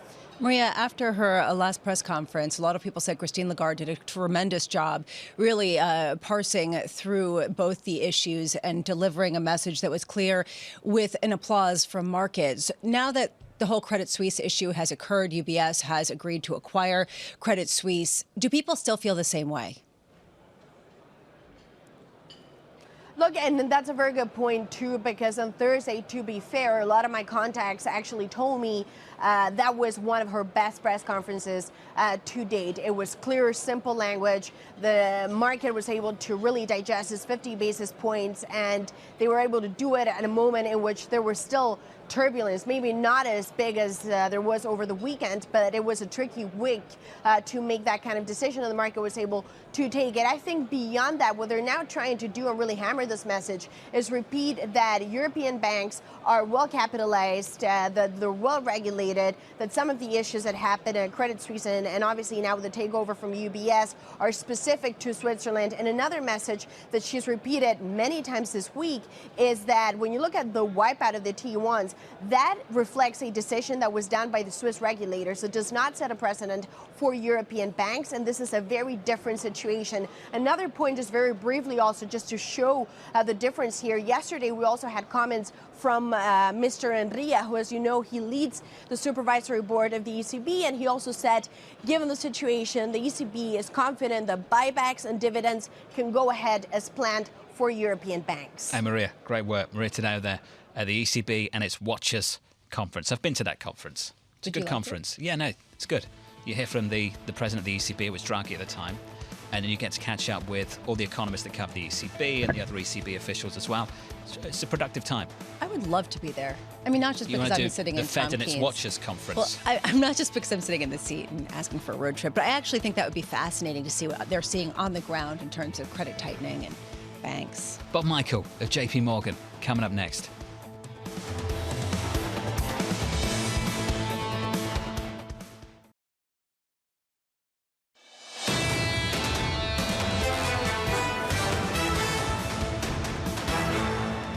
Equity futures on the S&P 500 positive by 0.1%. 5 or 6, 7 hours away from a Fed decision, looking for a 25 basis point hike. Said this a few times, there are some banks out there looking for a pause, including Goldman Sachs and Wells Fargo. We catched up with Sarah House, caught up with her from Wells Fargo a little bit earlier on this morning, who suggested even if they do pause today, they can restart hiking, which was Jan Hatz's point over at Goldman Sachs as well. In the bond market, what a round trip it's been on a 2-year. The last time they met, the day of the close, 4.1% on a 2-year. Right now, 4.2%. A lift again today, up by 3 or 4 basis points on a 2-year. We've been all over the place, north of 5, south of 4, 4.2% at the moment, somewhere in between.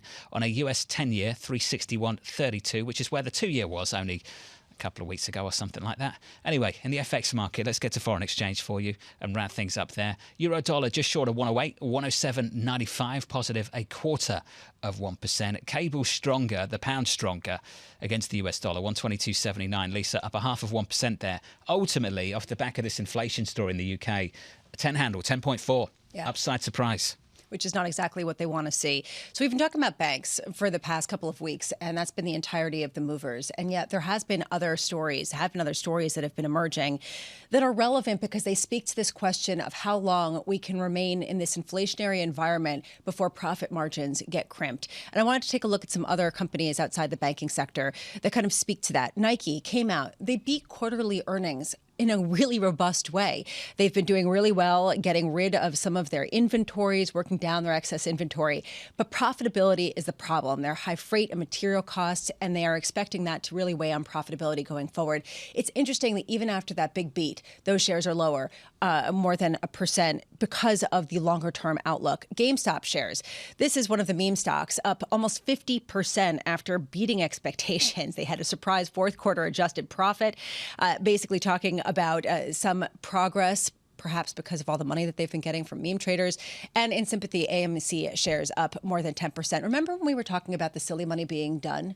Well, maybe it's not, right? People are willing to, not to say that it's silly. I'm not going to, talk about anyone's trade like that. But this question of, the shares that move the most on a sort of risk on feel have not changed that much. And I think that's relevant because it speaks to the moment we're in and where some of the movement wants to go. First Republic, now just about unchanged. On that name specifically, because I want to avoid meme stocks. You're going to just totally avoid it, okay. First Republic, and talk about the banks. That stock's been all over the place. Now we're talking about another solution. 11 banks, 30 billion on deposit, First Republic. That doesn't get it done. Now they're talking about doing more. There's this conversation about a government backstop, government support. What is the government's role in this?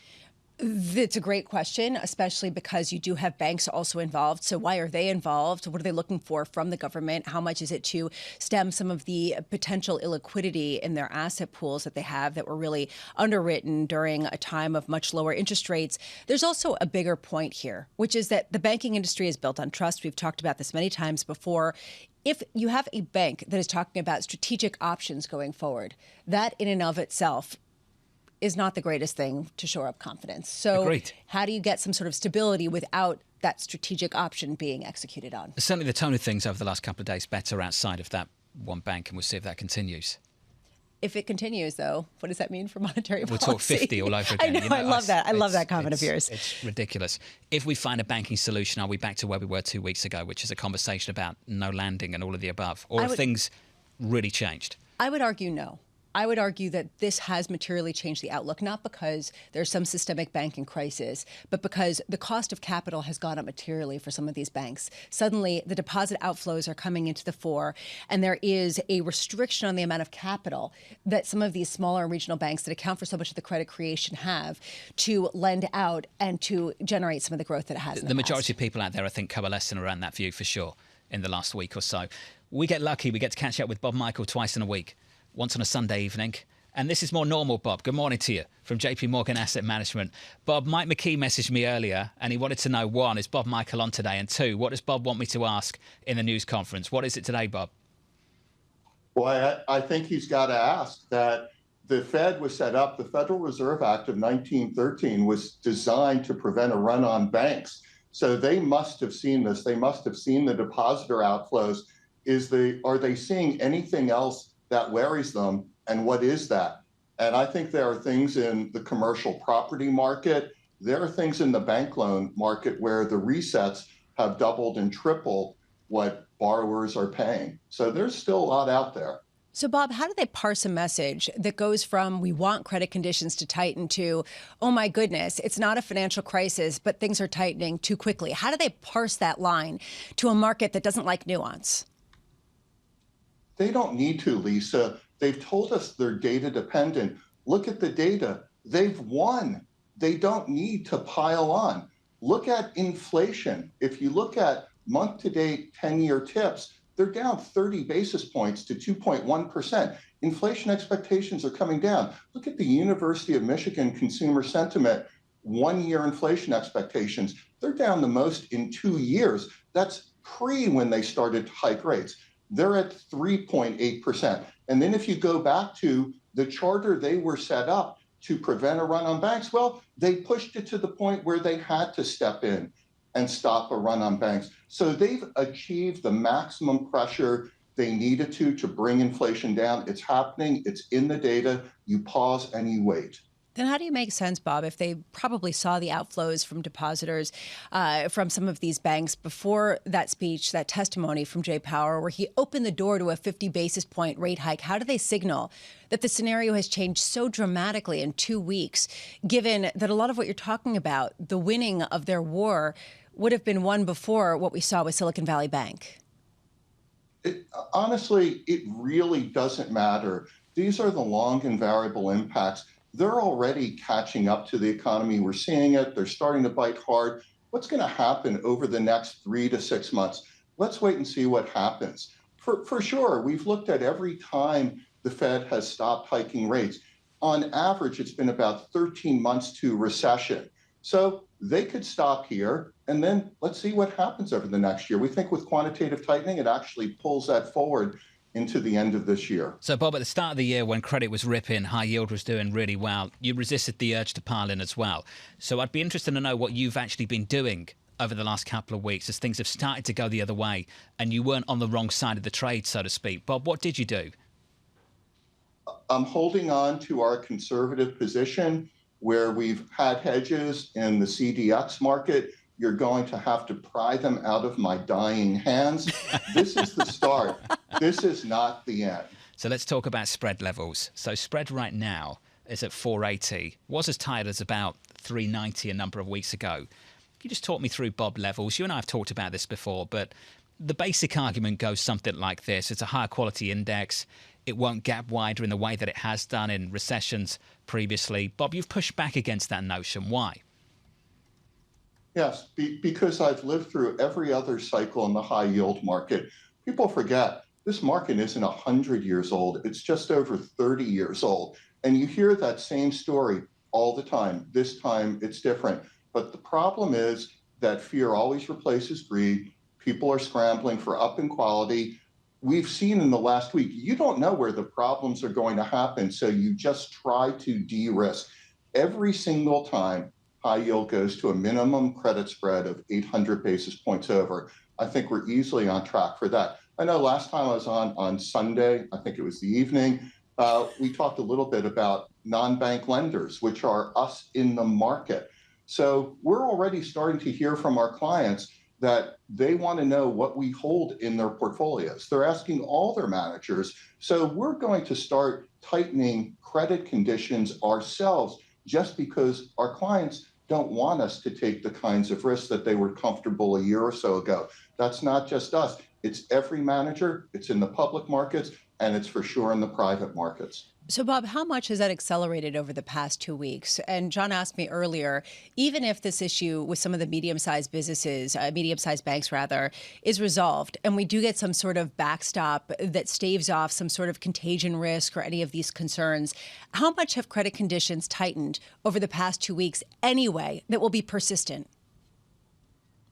Well, they've tightened everywhere. We talked about the central banks waiting for those cumulative long variable lags to catch up. So they're going to catch up. So unless they start cutting rates or ending QT, that's going to be progressive. So central banks are still tightening credit conditions. When you look at senior loan officer surveys, banks for sure have been tightening credit conditions. And I think with what's happened over the last couple of weeks, there's no going back on that. And then I talked about non-bank lenders. We're all doing the work for the Fed anyway. They can hit the pause button. The banks are still tightening credit conditions. And as I said, non-bank lenders are as well. I hate these analogies, Bob, but you mentioned commercial real estate. A lot of people are pointing at it. And if you could say where we are in terms of the devaluation in commercial real estate, are we at the beginning? Are we at the middle? How much further does it have to go? Well, it depends where you are in the snake. I think for sure that property companies are already having problems with offices in central business districts, right? And you're just now starting to see that in some commercial mortgage-backed securitizations. But there's the whole REIT market, there's the CMBS market, there's the whole regional bank market where a lot of their loans are into the commercial property market. And then there's the GSIB banks. So these things don't just tend to happen and go away. They tend to build, and they're with us for a while. So, Bob, just a final question from me. A number of weeks ago, you said to me, the whole curve, 3-handle, 2s out to 30s. We've seen that. Are you saying right the way down to 3%? Yes, I didn't say 3-handle. I said 3%. There we go. There's the call. 3.00 minimum. Wow. Wow, Bob Michael minimum. of JP Morgan. 2s to 30s. Asset Management, 3.002s to 30s. Bob, thanks for that. And thanks for the correction too. Because it's an important one. It's about 99 basis points of difference between just being at a 3-handle and being at 3.00. His point is a provocative one, especially because people used to think that we were going to be at a higher inflationary environment and that we were going to see higher real yields for longer. And suddenly that leads a lot of people to pile into duration, and you wonder if that's creating some stability on the long end, despite the volatility on the short end. Subtle difference, though. I think it's an important one. It's back to 3, not back to 0, which ultimately is this point that it is high for longer. Bob's point is that every cycle, that low gets higher and that high gets higher as well. So higher lows and higher highs. Higher highs. That makes sense, I hope. 361 on a 10-year right now, your 2-year 4.22. Betsy Duke, the former Fed governor, joins us next. Keeping you up to date with the news from around the world with the first word, I'm Lisa Mateo. A rescue of First Republic Bank may rely on U.S. backing to encourage a deal to shore up the lender. Bloomberg has learned that Wall Street leaders and U.S. officials have floated a variety of measures to make First Republic more attractive to a buyer or investors. The bank has lost 89% of its market value this year. It's decision day for the Federal Reserve. Will policymakers announce a quarter-point interest rate hike or pause to shore up financial stability? It's a difficult balance placed on Fed Chair Jerome Powell between his fight against inflation and a sudden banking crisis. The decision will be released at 2 p.m. in Washington. In Germany, Chancellor Olaf Scholz's advisors predict there won't be a contraction this year. They'll estimate that GDP will rise 0.2%, but they warn that the situation remains tense and inflation will continue to weigh on Europe's largest economy. Virgin Orbit is resuming some operations on Thursday. The satellite launch firm founded by Richard Branson temporarily halted activities last week. A failed launch a few months ago threw the ambitious space program off course. And in sports, Japan beat the U.S. 3-2 to win the World Baseball Classic in Miami. It all came down to the final moment when Shohei Ohtani struck out Mike Trout, his longtime teammate on the Los Angeles Angels, for the victory. Ohtani was voted the WBC's most valuable player. Global news powered by more than 2,700 journalists and analysts in over 120 countries. I'm Lisa Mateo, and this is Bloomberg.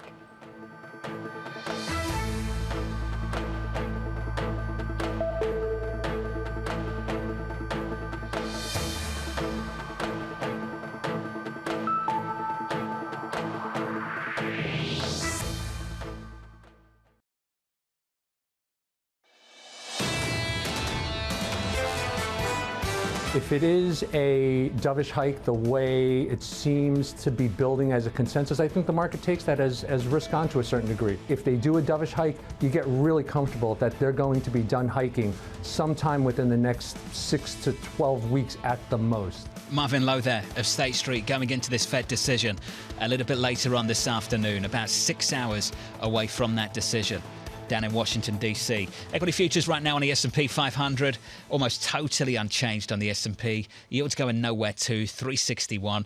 This is kind of what you'd expect going into a pivotal move potentially from the Federal Reserve. Lisa, 25 or pause is now the conversation, the consensus leaning towards 25. You'd expect stasis as people try to wait and see what they could potentially do. The reaction, though, is going to be interesting. How much are people going to react to the actual move versus exactly what you talked about, the statement, the projection of estimates of economic estimates. The news conference, which, I don't know. How is he going to handle that? This is the hardest Fed decision in the last year with ease.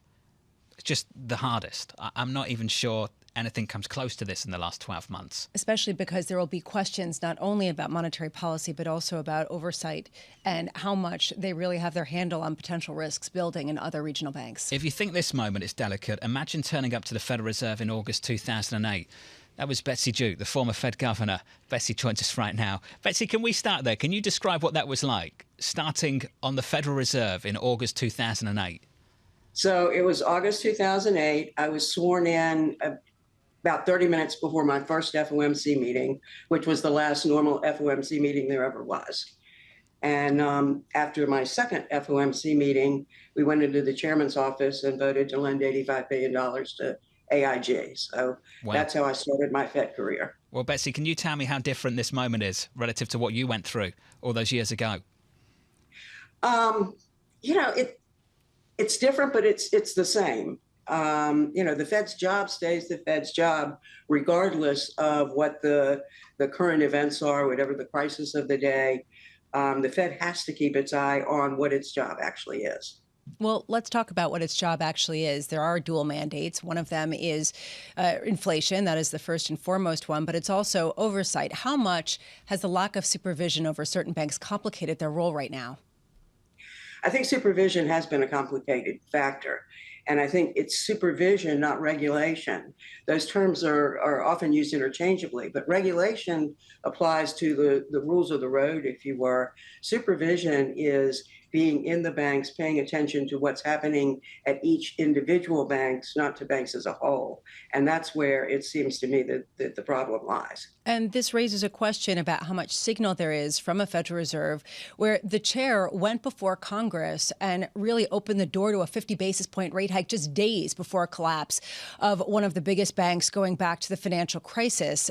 I'm curious what you make of that and how much signal there will be in terms of their visibility and other problems in the banking sector today. So the role of monetary policy is not to protect the balance sheet of the banks. And the tools that the Fed has to deal with the financial system are very different than the tools that the Fed uses in monetary policy. So the primary tool in the financial system is the Fed's ability to lend. That's why the Fed was established, to lend in liquidity crises, which this at its core is. So the facility that they established the weekend after SVB failed is right in their wheelhouse. That is their primary tool for dealing with financial stability. A lot of people, and I think they'll separate it from the monetary policy decision. A lot of people argue that it's not quantitative easing, that this is not a reversal of quantitative tightening, that yes, the balance sheet rose by $300 billion, but it's a different mechanism. It's not buying, it's lending. It's a different type of stimulative effect. Do you draw the same distinction, or do you think that this is basically the end of quantitative tightening? Actually, they would have to offset the increase coming from the loans with a further sale of the securities on the balance sheet to offset the quantitative easing, if you will, that's going to result from the balance sheet growing because of the loans that they're making. If you go back to, again, 2008, the whole QE1 was not actually, did not change the size of the Fed's balance sheet at all. It simply replaced the lending that the bank had done during the crisis with securities. So it kept the Fed's balance sheet from contracting, but it didn't expand the Fed's balance sheet. It wasn't until QE2 and 3 that the Fed's balance sheet started to expand. Betsy, a lot of the post-crisis apparatus that the Federal Reserve came up with was designed to communicate low for longer. The dot plot was an effective tool to do that. You could just show, going out years, that we weren't looking to hike rates for a long, long time. Betsy, how do you think the dots will be used today for signaling? So at his last press conference, Chairman Powell was very, very clear that he expected the projections to come out in the SEP, the Summary of Economic Projections. He expected those dots to be higher with the new projections. And I don't see any way that doesn't happen. So the decision in the room needs to, for Fed's credibility, I think needs to match what its projections are. So I would focus not just on what the decision is today, but what do those projections say about what the terminal rate is? And I think that's going to be the big surprise. Betsy, you think that they're going to increase those dots. They're going to increase the projection of where Fed funds rates will ultimately end up despite some of the turmoil recently. What's going to be the justification for that? Are they going to double down on this idea of inflation and that we still haven't gotten restrictive enough despite signs of credit tightening that has been accelerated over the past few weeks? Well, the way I interpreted the comments was that the expectation was that inflation would come down more slowly than they had expected. And the dots come from expectations of inflation. If you remember, there was a lot of discussion in that press conference. And at one point, Chairman Powell said, my forecast is different than yours. If your forecast is right, your rate projection will be right. But if my forecast is right, then your rate forecast is going to be wrong. And I think it'd be a mistake to not remember that, not pay attention to it. Betsy, just one final thing. One thing we've talked about over the last couple of weeks is whether the Fed knows things that we don't know when it comes to financial stability. When you watch the news conference later, are we watching a chairman that knows things that we don't know about the financial system? I think you will find that he certainly knows things that we don't know. But whether they are things he's trying to hide, I don't think that's necessarily true. Again, his credibility is his most important asset. And so he's not going to be trying to hide anything. But when they talk about the strength of the banking industry, right now the banks are strong, capital is strong, asset quality is extremely good. This is an interest rate risk issue, a liquidity issue. And, it goes back to the basics of banking. This is more like the S&L crisis than it is like 2008. What are the flows of information that the Fed has access to in real time that we don't see, Betsy? I don't know how much it's really that different. I mean, they get a lot of information, and you have a staff that compiles that information and reports it out on a regular basis. The banking information is going to be coming through the supervisory activities in the reserve banks.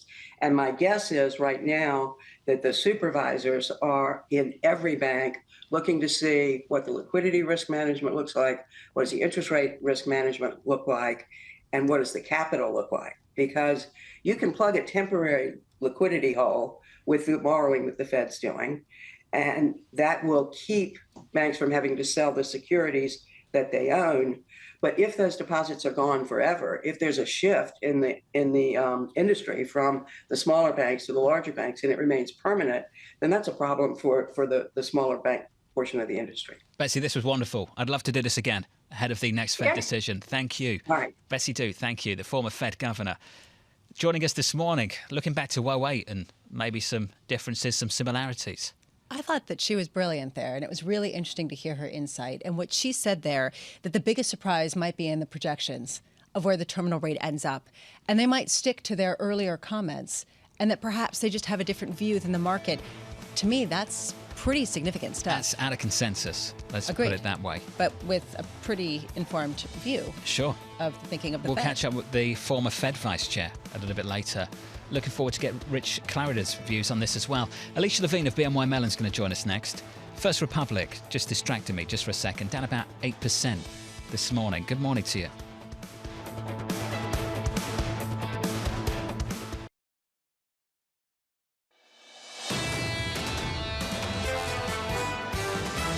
We're not going to be at a 2% inflation reading by the end of the year. The recent data just don't show much slowing, and I do think that is important to the Fed's decision this week. The market certainly is worried that we reached a point where central banks are constrained to hike. For us to go to solidly 25, potentially nothing, and then a cut is completely based on systemic risk. You shouldn't panic if we see them pause. Personally, I'd like them to pause.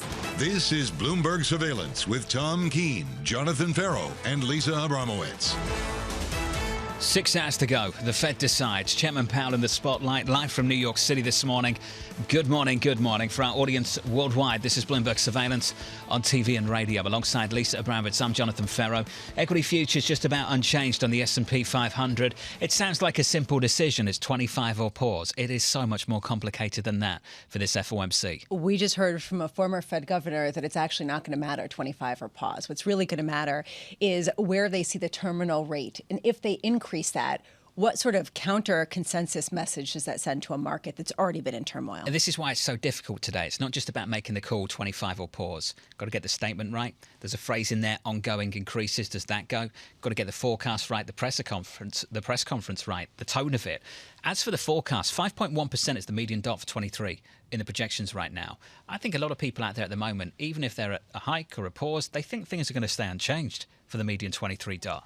But that would be a change in and of itself because the signal was that it was going to go higher. Sure. So the signal was that we were dealing with inflation that was hotter than people previously thought, and they would have to deal with that. If they take that back, they have to explain that. Well, then, do you think that what we've seen over the past couple of weeks with banks materially brings down the path of inflation, materially adds to your tightening in a way that you're going to recognize in your dots? The brilliant Alicia Levine is alongside us today here in New York. She's got a line, Powell has no good choices today. There are no good choices today. I'm just going to whip through the price action and then we'll get Alicia's thoughts on it. Equity futures right now unchanged on the S&P 500. Yields up by a single basis point on a 10-year 362. We've talked about the journey of the 2-year since the Fed last met, from 4.1% all the way to 4.2% with a lot of zigging and zagging in between, Lisa. I feel bad for the 2-year. It's got to be tired. Its journey has been long. It's been tumultuous, and we've been all along. You don't sound like someone who slept either. You feel bad for the front end of the yield curve.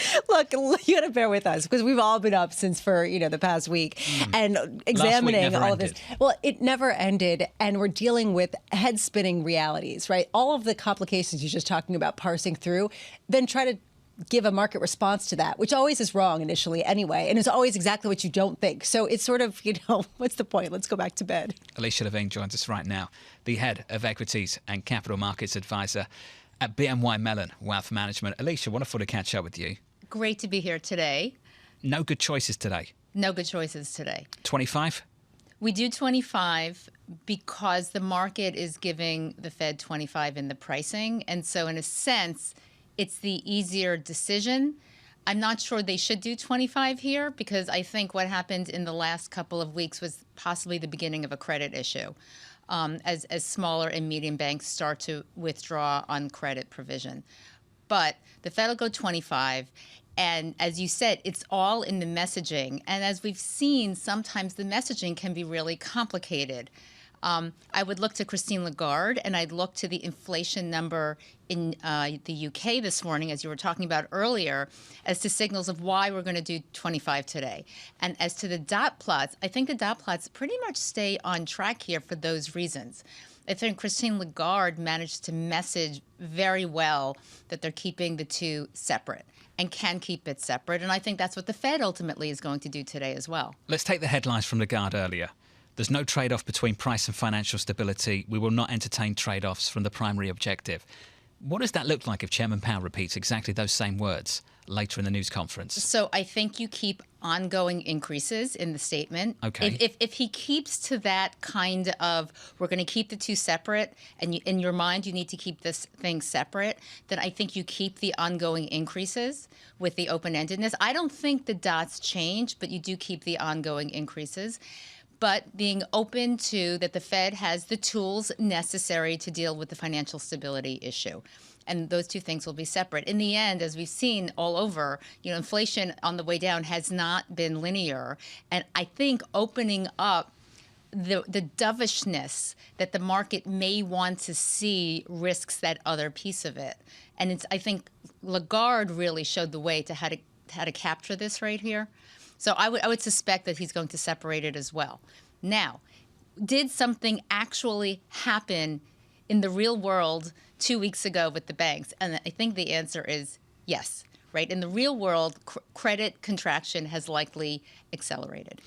So let's take a step back and talk game theory, because that seems to be what we're all doing right now, to try to game out what they're signaling versus what they're going to do versus what they know versus what you believe. And I wonder if, as a market participant, you think that Jay Powell has less credibility, not only in having the authority on what they're going to do, but having any extra visibility into the path of a market that has been highly indeterminate. So I think Jay Powell's credibility is intact here. He's been very single-minded on the inflation issue. There was some talk earlier in the other press conferences talking about disinflation 11 times, but I think ultimately that the pivot was real, and I think the pivot is still there. And I think the thought that the Fed actually does have the tools to understand the financial stability issue and what's happening with the banks is a very real and true thing. And so if they hike today, it is a signal that they think they've ring-fenced this and can prevent further deterioration. So if you say that there really has been something material that has happened in the economy, what's your investing change as a result? Right. So that's the big question, right? We talk about the economy, but in the end, we have to invest our clients' money. So our thinking on this originally was that the recession seemed to be pushed out maybe to the end of 2023 into 2024. 2 weeks ago, when that inflation, all those inflation reads came in really hot, and the economy seemed to be on fire. What we've said today is that this event actually changes that. The recession comes back into 2023. Earnings likely go lower. We're pretty low in earnings this year anyway. We're neutrally weighted on equities. We never really went for the full, disinflation is here, climb back in, hand over fist, get greedy, because we simply didn't think that this was going to be so easy to get out of. In the end, this is going to be a hiking cycle, the fastest in 40 years, 450 basis points today, 475 basis points in 12 months. How do you get out of this without a recession or without something cracking? Well, in fact, something did crack. Yep. So, and that tends to be not just one thing. So when there's an issue in the regional banks, they pull back on lending, and that's what happens. And as you know, more than 50% of the lending to various sectors of the economy comes from these banks with $250 billion or under in assets. So let's work through the sequencing. Bank liquidity issues, credit issues because of tighter lending, recession gets brought forward. We can agree on the date when this really kicked off. February 8th, the Wednesday evening, overnight into Thursday. Wednesday, the 8th of March, 39.92 on the S&P. We're above that now. Right. Why? Because the market is pricing in that the regulatory authorities have ring-fenced this, that they've prevented further deterioration in the system, in the banking system. Had there been doubt, you would have seen more of a deterioration, but it simply hasn't happened. So the equity market is saying, look, the Fed and the FDIC and the regulatory authorities have done the right thing, and they've done it well. And the stragglers left will be dealt with. All things being equal, then, is a slower pace of rate hikes and potentially fewer of them, which is what people have been expecting and pricing in, stimulative for risk assets? It will be taken as such. It shouldn't be, but it will be taken as such. The market is on a hair trigger waiting for the pivot, right? I mean, if you think about starting last July, it was the pivot, then we pivoted from the pivot, then we went back to the pivot, then we pivoted from the pivot. It's nuts. It's nuts. It's really nuts. I don't understand why that with the 6% inflation, the market is not understanding that actually the Fed is going to keep on hiking as long as they ring fence the stability issue. And they will keep on hiking. We're missing a point, aren't we? We're just kind of not trading the recession. We want to trade the recovery to the recession we haven't had yet. We want the trade after the trade. Totally. Right? There's been a different trade in the last couple of weeks. And the market wants the trade after the trade because it's all happened so fast. Think of how quickly those deposits left the bank, right? It was people on apps. So the systems move quicker, trading has moved quicker, regimes seem to move quicker. And the market wants to price it in before we get through the recession. Oh, no joke. I think we've had 3 different regimes in the first quarter alone. Just take a look at the 2-year yield. I mean, we came into this year and it was all rate cuts, recession. Then it was boom, no landing, more hikes, maybe 6. And now it's financial instability, pause, the hiking cycle's over. And it's March 22nd. We haven't even finished the first quarter. We haven't finished Q1. Right. So the market keeps on pricing in the pivot. That's the key thing. We keep on coming back to it. We hold 3,800. We hold that level. I suspect we keep on bouncing around in this range between 3,800, 41, 4,200. it's going to be a very unsatisfying year because there will be signs that there's some credit contraction along the way. Your earnings will come down. Our portfolios are prepared for that. We thought this 6 months ago. We never believed that there was no landing. How do you have no landing when you're hiking like this and you start from a 9% inflation rate? Just real quick here then, what do you tell clients? Look, we were underweight bonds last year, as we should have been. We went neutral on bonds, so we increased our weighting to bonds. We are conservative. We are telling clients it's going to be very volatile. We do think you actually end the year higher than you ended 2022. It's just not going to feel very good. So with our higher rating on bonds and our neutral on equities, we can pivot around there. But in the end, we don't hold cash in our portfolios, and so we do relative trades, and we think we're well positioned for this. In the end, the call on the real economy has been fairly accurate. I'll say that. It's what the market does with that, which is always the hard bit. Which is always the hard bit. But I think that the table pounding on bonds is the right call. I'd always prefer to be wrong about the economy and just right accidentally about the market. That's correct. You know? Yeah, better to be lucky than right. Right? Yeah. Alicia, this was great, as always. Alicia Levine of BNY Mellon. Nothing about the last 2 weeks has felt good. No. And the market is higher based on where it closed on March 8th. Rally's going to rally. Go figure. Euro-dollar reclaims 108. A punchy President Lagarde. Will Chairman Powell do the same thing later this afternoon from New York? This is Bloomberg. Keeping you up to date with news from around the world with the first word, I'm Lisa Mateo. The Federal Reserve is caught between inflation and a sudden banking crisis. We'll learn how Fed Chair Jerome Powell and his colleagues respond later today. Many economists expect the Fed to increase interest rates by a quarter point, but some say policymakers should hold off to shore up financial stability. The decision comes out at 2 p.m. New York time. Mortgage rates in the U.S. have fallen to a 5-week low. According to the Mortgage Bankers Association, the contract rate on a 30-year fixed mortgage dropped 23 basis points last week to just under 6.4%. Meanwhile, applications to buy a home rose 2.2%. Inflation in the UK rose unexpectedly for the first time in 4 months. The Consumer Prices Index rose 10.4% from a year earlier. That followed a 10.1% jump in January. Food and drink prices were among the culprits, rising at the fastest pace in 45 years. Now, all that may boost the arguments that the Bank of England should raise interest rates as soon as tomorrow. Xi Jinping used his first visit to Moscow to firmly align with Russia against the U.S. Still, the Chinese president didn't give Vladimir Putin something else he wanted, a commitment to buy a lot more natural gas. That showed that China may be hesitant about appearing too close to Russia. It was Xi's first trip to Russia since Putin invaded Ukraine. And it's a move that is certain to anger North Korea. The U.S. and South Korea plan to hold their largest ever live fire drills in June. The exercise will involve mobilizing high-tech military equipment. The two allies are winding down training drills this week. North Korea has responded by threatening to turn the Pacific Ocean into a firing range. Global news powered by more than 2,700 journalists and analysts. I'm Lisa Mateo, and this is Bloomberg.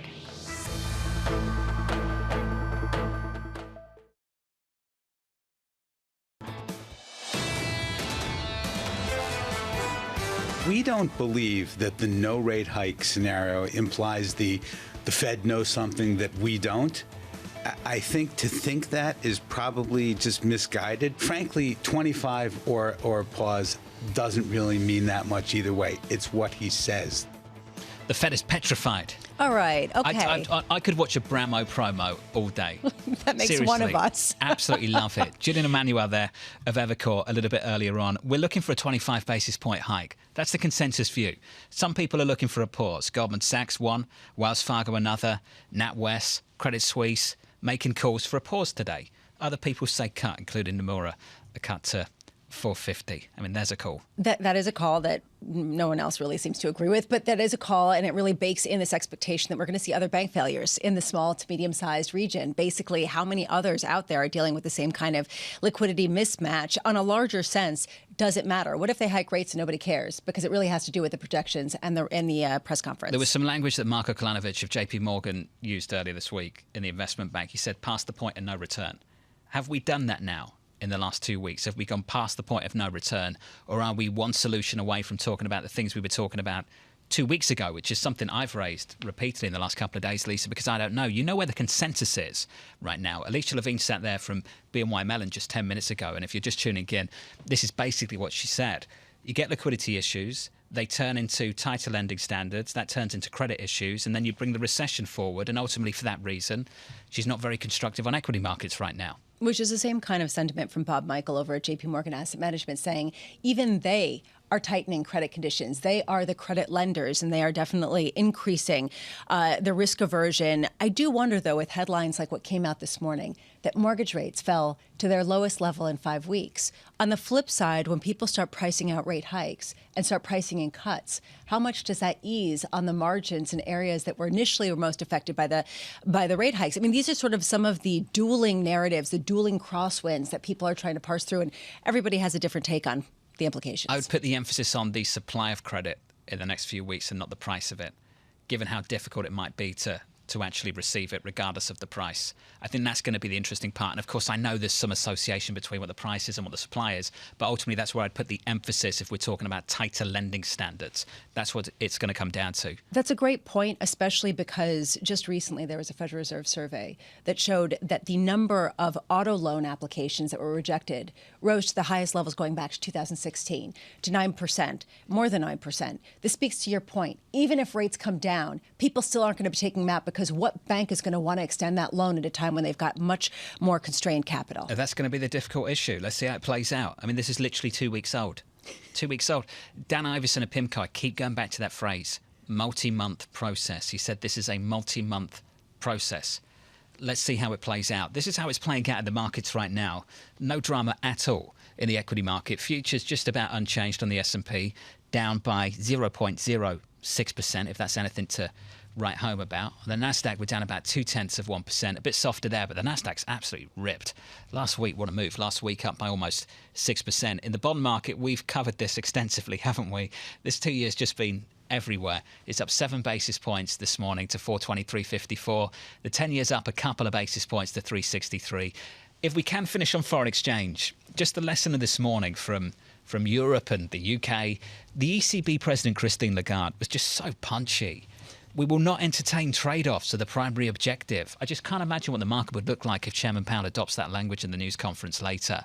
Euro-dollar did kiss 108. It's come back down to about 107.95. We're positive 0.2%. And the lesson in the UK, you can have financial stability concerns, and then months and months later, you've still got to hike interest rates because inflation's at double digits. 10.4% year-over-year CPI in the UK. And I would also use that point, Lisa, to really frame the difference between what the UK and Europe is going through relative to the United States. They're probably something like, and this is a guess, of course, 6 months behind the Federal Reserve and its efforts around really attacking inflation, and the inflation story in Europe is very different. And that's the reason why people perhaps are drawing a distinction with what Christine Lagarde can do and the read-through to Fed Chair Jay Powell. Although I will say a lot of people are still looking at them in tandem, and it was only 6 months ago that people were saying that the inflation in the U.S. was a lot stickier than in Europe. So these things can shift. Well, think about what's happened. The ECB went 50 basis points on Thursday. Credit Suisse, let's call it what it is, essentially failed over the weekend and got taken over by UBS. And now everyone's sitting here a few days later and saying, what a great decision by Christine Lagarde. But just like you went 50, a bank failed later. Of course, it's not the ECB's fault Credit Suisse has gone under. They've had problems for a decade. But the fact is, we're sitting here a week later saying that was a great decision to go 50 basis points, and how well handled that news conference was. Although if you look beneath the hood, did you see German 2-year yields yesterday? Yeah. They ripped price down, yield up, the most going back to 2008. So quite a lot of volatility along this great decision. It's not as if it's been a clear message in Europe either. We're going to spend some time with Mike McKee through the whole of today. I want to touch base with him now. Mike McKee joins us down in Washington, D.C. Mike, what's the focus for you? Because there are so many different things to focus on. I'm sure for you, like us, it's not just about 25 or nothing. It's about the statement, the news conference, the projections. Mike, what are you really focused on when this one comes out? Well, there are a lot of different threads going, John. One is, of course, what they're going to do, 25 basis points or pause. But I think you're right that what Jay Powell has to say later will matter more. And that'll be in combination with the survey of economic projections when we see what they think is going to happen, not only with markets, but with interest rates towards the end of the year. Because they've got to incorporate the idea of the bank issues we've had into their thinking, but do we really know what the bank issues are going to mean? There's a theory out there among some folks in the economic world that we're going to see a tightening of credit, but this isn't a bad loans situation, which would normally lead to a tightening of credit. If you're running the First National Bank of Ferro and you think you're doing a good job, do you need to cut back on your lending? Maybe you don't have as many customers because rates are higher. But do you have a bad loan portfolio or do you have a mismatch? Not necessarily. So it isn't clear yet exactly how this is going to play out. Yeah. So it's going to be interesting to see how Wall Street reacts to all the different threads here. Because it's not just we don't know what they're going to do, but we don't know what it is that matters to people today. Mike, just quickly here, a lot of people are pointing to the fact that, yes, it's the quiet period, but typically when facts change quickly in a quiet period, they're signaling in places like publications through certain reporters that can give you a sense of where they're potentially going to go if they're going to change what they're going to do. Do you give any credence to that? Well, that used to be a practice of the Federal Reserve.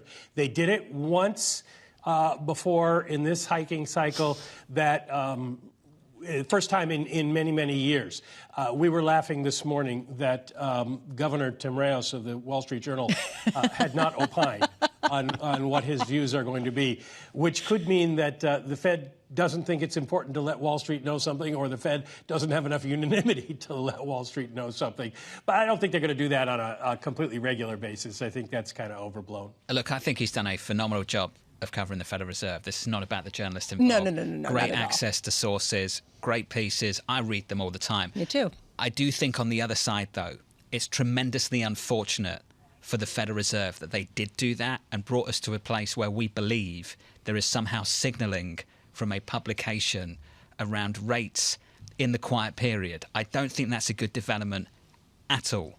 He has a lot of power right now over monetary policy. People parse through everything he writes. Maybe this is the sign. Yeah, maybe this is the white smoke coming up from the chimney. That's a problem. And that's what I've heard from a number of analysts. So I just had to ask the question, is there a signal and there not being a signal, which is something that people are also asking. That's how much people are trying to twist their head around what potentially might happen today. Can I just say this? At the National Bank of Ferro, we manage our interest rate risk. Okay. Yeah, is that correct? And liquidity is fine. You lend extensively to the football sector. Yeah, exactly. Okay. We're well capitalized. Thank you. Just want to put that out there. That's good. I've learned from the best. No problems here.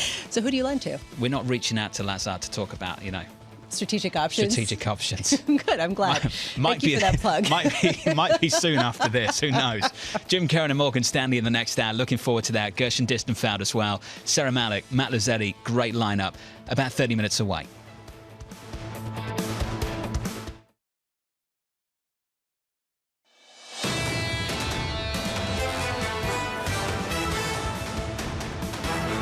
Welcome back. This is Bloomberg Surveillance. Jonathan Ferro off to his next property. Tom Keene off on vacation. I'm Lisa Abramowicz as we look at perhaps a bit of a fading after 2 constructive days in the market, the biggest 2-day pop since we saw the problems emerge from Silicon Valley Bank. Just a little bit softer here, basically range-bound as people try to understand what the Fed could do, but even more so what the reaction from markets will be to what the Fed has to do. You're seeing the S&P higher than it was before the Silicon Valley Bank essentially collapsed, above 4,000. You're seeing the euro gain after some hawkish comments from Christine Lagarde and other central bankers in Europe. They are full speed ahead with rate hikes, according to a lot of the rhetoric that we've heard this morning. And the yields climbing just a touch higher, but the round trips that we have seen again and again, really head spinning for people trying to get their head around where we are in terms of a disinflationary course or not. Jonathan Pingle among them. He is chief U.S. economist at UBS, joins us now. Jonathan, can you give us a sense of how much has changed for you over the past 2 weeks? Well, I mean, getting the magnitude exactly right now is going to be just about impossible. I was listening to some of your earlier conversation with Jonathan. I mean, this is one of those things where we can definitely sort of sign the effect. I mean, if you thought about the First National Bank of Ferro, maybe they're double checking their liquidity, capital levels. They're going to be wondering what the bank examiners are looking for next. On the margin, this is pretty likely to imply tighter credit going forward, when credit was already tightening in the U.S. So, we'll be watching the same things you all are watching with the H8 data, lending data for the provision of credit, but certainly it's a net negative in our expectation for the U.S. economy. I've heard that the Bank of Ferro has an unlimited credit line out to AC Milan, but I'm not going to confirm that, and that is just according to sources. I'm curious, though, from your vantage point, we heard from a former Fed governor this morning that all things being equal, this is not a credit problem, that there's not necessarily the same degree of credit tightening that people are ascribing the recent turmoil to the market, that in fact there still is a very big inflation problem. On the ground, what data are you looking at for your compass amid the noise? Well, we are still getting, real-time weekly data on everything from lending, mortgage applications, initial claims. We are getting regular, price signals from, big data sources, whether it's airfares, used cars, right? So there's still a lot of data that's coming in every day that's going to allow us to assess, what's unfolding in pretty close to real times these days. I mean, that was one of the things we really learned during the pandemic was, the availability of a lot of these new data sources. So, we are watching all of that, in particular the price data. But I think on net, we were already starting to get bearish or were bearish about the U.S. economic outlook, considering, there were some tentative signs that the rebound in data we saw in January really wasn't much of a rebound. And I think if you really put yourself in the position of a bank officer these days, the guests are right. I mean, we don't look at this as a giant capital hole. It doesn't look like a sudden stop.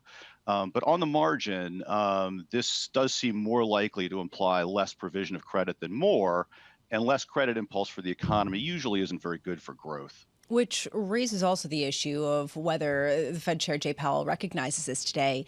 In the press conference, we heard from Betsy Duke. I was referencing her earlier, and she said this. Chairman Powell was clear he expected the projections to come out in the SEP, the summary of economic projections, to be higher. And I don't see any way that doesn't happen. And she thinks that's going to be the big surprise of today's press conference. Can you give us a sense of how much you agree with that and what that would mean for your estimates of how quickly recession would take hold? Well, we do think that, they're going to raise 25 basis points at today's meeting. And we do think that the median dot is going to revise up for 2023 by 25 basis points compared to the December SEP. So that might sound hawkish and it might be a surprise, but we also think this comes with very data-dependent language. I mean, we think they are going to put right in the statement something along the lines of that any additional or any further increases in the target range will be dependent upon the economic data and its implications for the outlook. So I think when Chair Powell frames the SEP, he is going to frame it as, and he's done this in the past, he doesn't, it's not a commitment device in his view, and he's been quite frank about that. So we are expecting him to acknowledge that base case for the committee. They do need to fight inflation, but we do expect him to admit that this does depend upon, how events unfold going forward. Now, going to the credit impulse, though, we also do think he is going to make a strong case that the banking system is resilient, safe, sound, and well capitalized. So while he is going to deliver this message of monitoring, considering credit conditions, he is going to, I think, unequivocally sound a confident tone about the banks. Which comes in tandem, his conversation in tandem with what we're going to be hearing from Treasury Secretary Janet Yellen as she testifies in front of its Senate panel. So they have to be on the same page as we were talking about earlier, and they're probably going to speak to that same issue. Though we are looking right now at a market that has repriced in rate hikes and then repriced in rate cuts. And it's been this sort of ping pong match, as we've been talking about for a while, between that. Right now, still pricing in cuts before the end of this year. Do you think that that's premature based on the rhetoric and based on the economic data that you're seeing come out? Well, the economic data would not, on its surface, imply the Fed should be cutting later this year. I mean, our forecast for core PCE inflation for, a week from now is that it's still going to be hung up at about 4.7%. But, we are forecasting that the Fed is going to be cutting rates later this year because, we do expect a certain amount of disinflation to be setting in as we roll through the middle of the year. And we expect to see a much weaker economy in the second half than the first half. So, I mean, if you're looking at, we have low claims, yes. We have, elevated inflation right now. But our expectation is, what's been put in train with the rate hikes already, what we're seeing in credit conditions, is going to lead to a meaningful slowdown later this year. Jonathan, how many times this year have you changed your forecasts?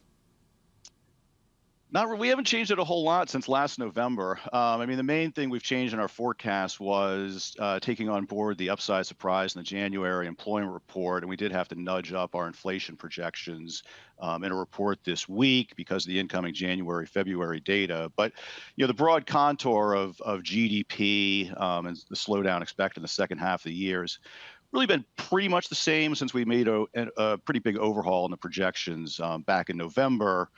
Where we switched from expecting a soft landing to expecting a hard landing. So how many times have you thrown up your hands in frustration at the narrative changes that you've heard on Wall Street that have really informed what you're seeing in market pricing?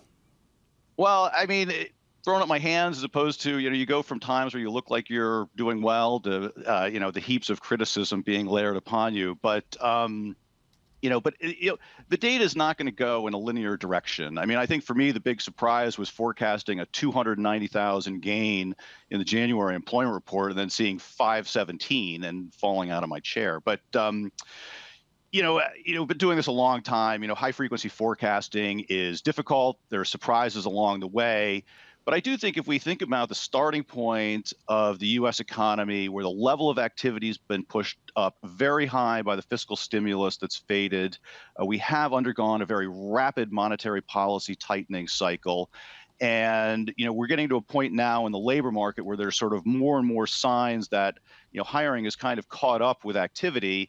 I think you're at a point now where, further fiscal drag and some headwinds for households this year, the ongoing impact of the monetary policy tightening, I think all points to a weaker second half. Jonathan Pingle, thank you so much for being with us. Jonathan Pingle of UBS, joining us ahead of this Federal Reserve meeting, decision, press conference, statement of economic projections, all of the tea leaves that people will be parsing through. Michael McKee back with us, a Bloomberg economics and policy correspondent. And I am wondering, Mike, as we hash out all of the potential features of this statement and the aftermath, what economic data coming up could matter in a way that the data that we've gotten over the past 2 weeks just hasn't? Nothing in the near term. That's the interesting thing. We don't get the PCE inflation numbers until the end of the month. And so that's going to be the next determinative kind of economic data to see where the Fed's measure of inflation is. And then we go into, obviously, the March payroll numbers when we get to April. Sorry about having to work on Good Friday, guys. But beyond that, it's just going to be a matter of waiting to see. One of the interesting things that everybody is going to be looking at that nobody looks at. Remember yesterday we did that Philadelphia Fed non-manufacturing survey? I remember. We have almost never reported on the senior loan officer survey. It's something people watch, but it's not a major indicator. But now it's going to be, comes out quarterly. We'll probably get it sometime towards the end of April, ahead of the May FOMC meeting. And that will give us an idea of whether banks are really tightening credit standards in the wake of all this. And I do think we have to wait a few weeks. The survey isn't taking place right now. Wait a few weeks and see how this all plays out. If there is a big tightening of credit standards, then that could make a difference to the Fed going forward. But if we don't see that, then they're going to be looking at this in sort of the same way they were before the whole banking thing started. Like, where are we with inflation, and what does monetary policy have to do? Mike, how much do you expect to hear dissent on the Fed for the first time in a while today? I don't think we'll see any dissent. The reason being is there is an issue out there, whether the Fed thinks it's enough to pause or not. But I think they want to show unanimity on the Open Market Committee that we are in this together and we've worked out what our views are. I think if you had a dissent, then that raises questions about were there people who see something that we don't, or what's going on with the divisions on the Fed.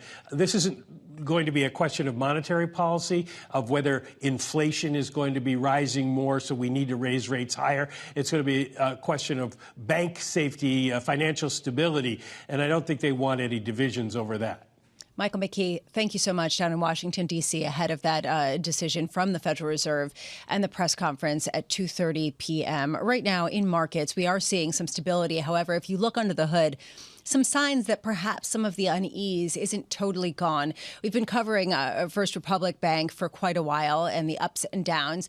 We're now looking at a more downward trajectory, $14.90, down more than 5%. And really, this raises questions. What will it take to shore up confidence in a bank that reportedly has hired Lazard to explore strategic options and is looking for backing from the U.S. government? We are going to be hearing from Treasury Secretary Janet Yellen at 2:30 p.m. about what steps the U.S. can take, and we could hear from some of the senators in terms of opposition to making more measures in supporting some of these financial institutions. In markets, quiet ahead of the Fed's meeting. Coming up, David Malpass, World Bank president. This is Bloomberg.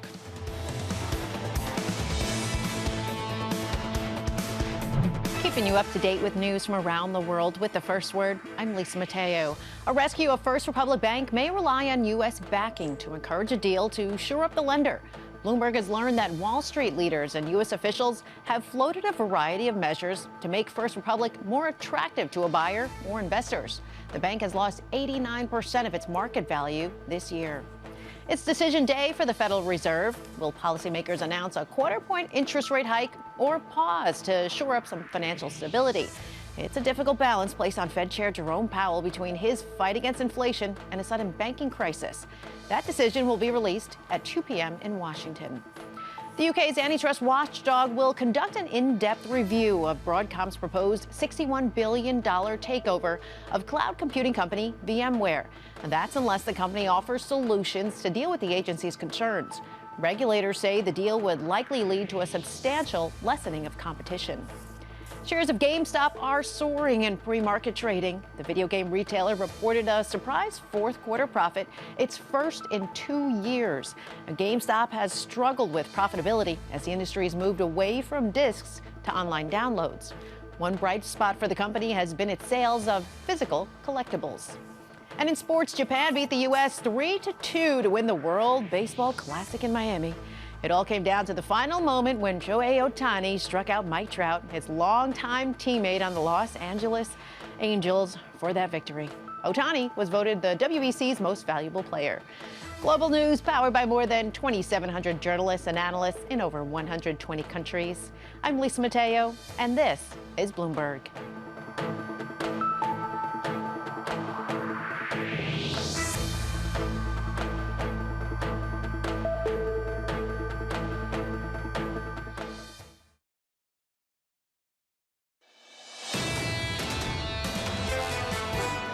It is too soon to expect that the Fed will throw in the towel, so to speak, on their inflation fighting. A complete pause may not only be counterproductive from the vantage point of the medium-term inflation objectives, but also could send the signal that they know something worse that the markets are yet to learn. On the psychology of the Federal Reserve and the signaling from a rate hike or not, Carmen Reinhart, professor of the International Financial System at Harvard Kennedy School. And this really has been one of the key discussions. Not only what will the rate decision be, but what will the projections be? What will the signaling be? The next guest is really someone with tremendous experience, both from the Treasury Department, World Bank, and also in the banking industry extensively. David Malpass, who is World Bank president, is joining us here in our studios. I want to start because a lot of people draw parallels to 2008. And given your experience there, you were chief economist, top-rated economist at Bear Stearns. Are there parallels to that moment and the one we're in now? I think there are parallels and differences. The parallels are there was really a maturity mismatch at some institutions, and the Fed had been raising rates. Remember, a long period of rate hiking leading into 08. But then some big differences. One is this time the discount window is available to the major institutions. That wasn't the case then, and so that gives some backstop, and you're seeing it really play out now. And another another big difference is the Fed itself is buying huge amounts of duration, and other central banks are as well. ECB and Bank of Japan are holders of giant amounts of duration, which wasn't the case in 2008. They at that time, remember, central banks only owned Treasury bills. So that creates a different complexion to the market and a different set of tools that the regulators have to intervene. So today, I think the big issue is, where is growth going to come from into the future? Before we get to that point, I know you want to bleed that over into the rest of the world, which is an important point. I want to talk about the similarities. You talk about a liquidity mismatch. A lot of people draw the distinction. A liquidity mismatch is not a credit crisis, is not a credit crunch. But back in 2008, and actually I would argue earlier, the liquidity mismatch led to a credit crunch. How close is that sort of direct parallel, this sort of direct bleed over into credit conditions?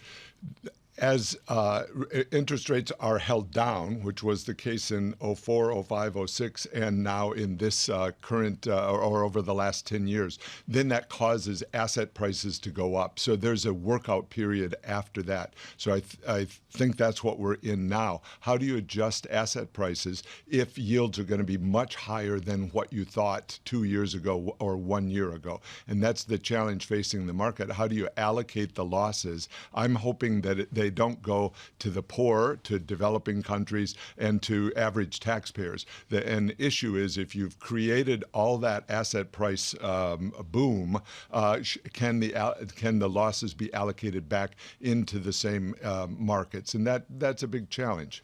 So could you elaborate a little bit on the disproportionate holding of the burden that you see in some of the developing nations that may affect the growth profile of the world?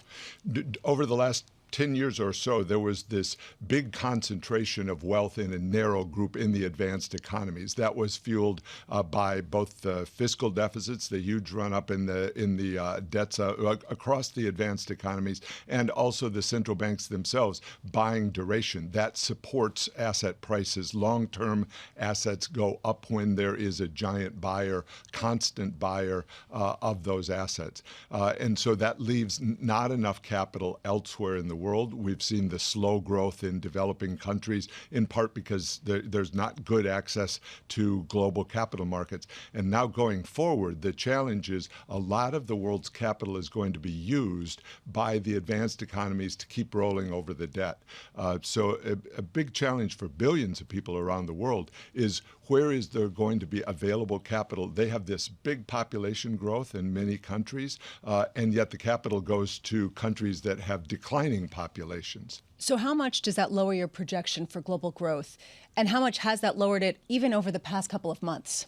We had lowered it substantially a year or a year and a half ago, recognizing that there was, inflation really was a challenge, that the central banks were going to be raising, cost of capital goes up, so growth forecasts go down. So in the latest, what we've seen is advanced economy growth expectations had gone up some late last year. That's the U.S. and China in particular, as China lifted the embargo, the lockdown, and so as we're looking at it now, the growth is slow but positive in advanced economies, but in developing countries, not much investment taking place. That, I think, is the big challenge. I'll be giving a big speech tomorrow at CSIS in Washington, D.C. on the importance of private capital enabling. What are the tools and techniques, and the World Bank's in the middle of it, trying to get countries to be more attractive to capital investment. In the meantime, we do get this Fed decision later today. How does that connect to the stripping out of capital from some of the developing world? If the Fed does go ahead and hike rates by 25 basis points and increase their forecast for where the terminal rate ends up, what kind of magnified effect could that have? I heard you talking before. They'll be sending signals of what the prospect is. I think important is for the U.S. and the advanced economies to think about, how do we encourage more supply, and that brings down the inflation rate. So central banks can be more involved, or recognize they are affecting the lending that goes to small businesses. And so are there ways with regulatory policy or with the bond, with the this duration purchasing that the central banks do.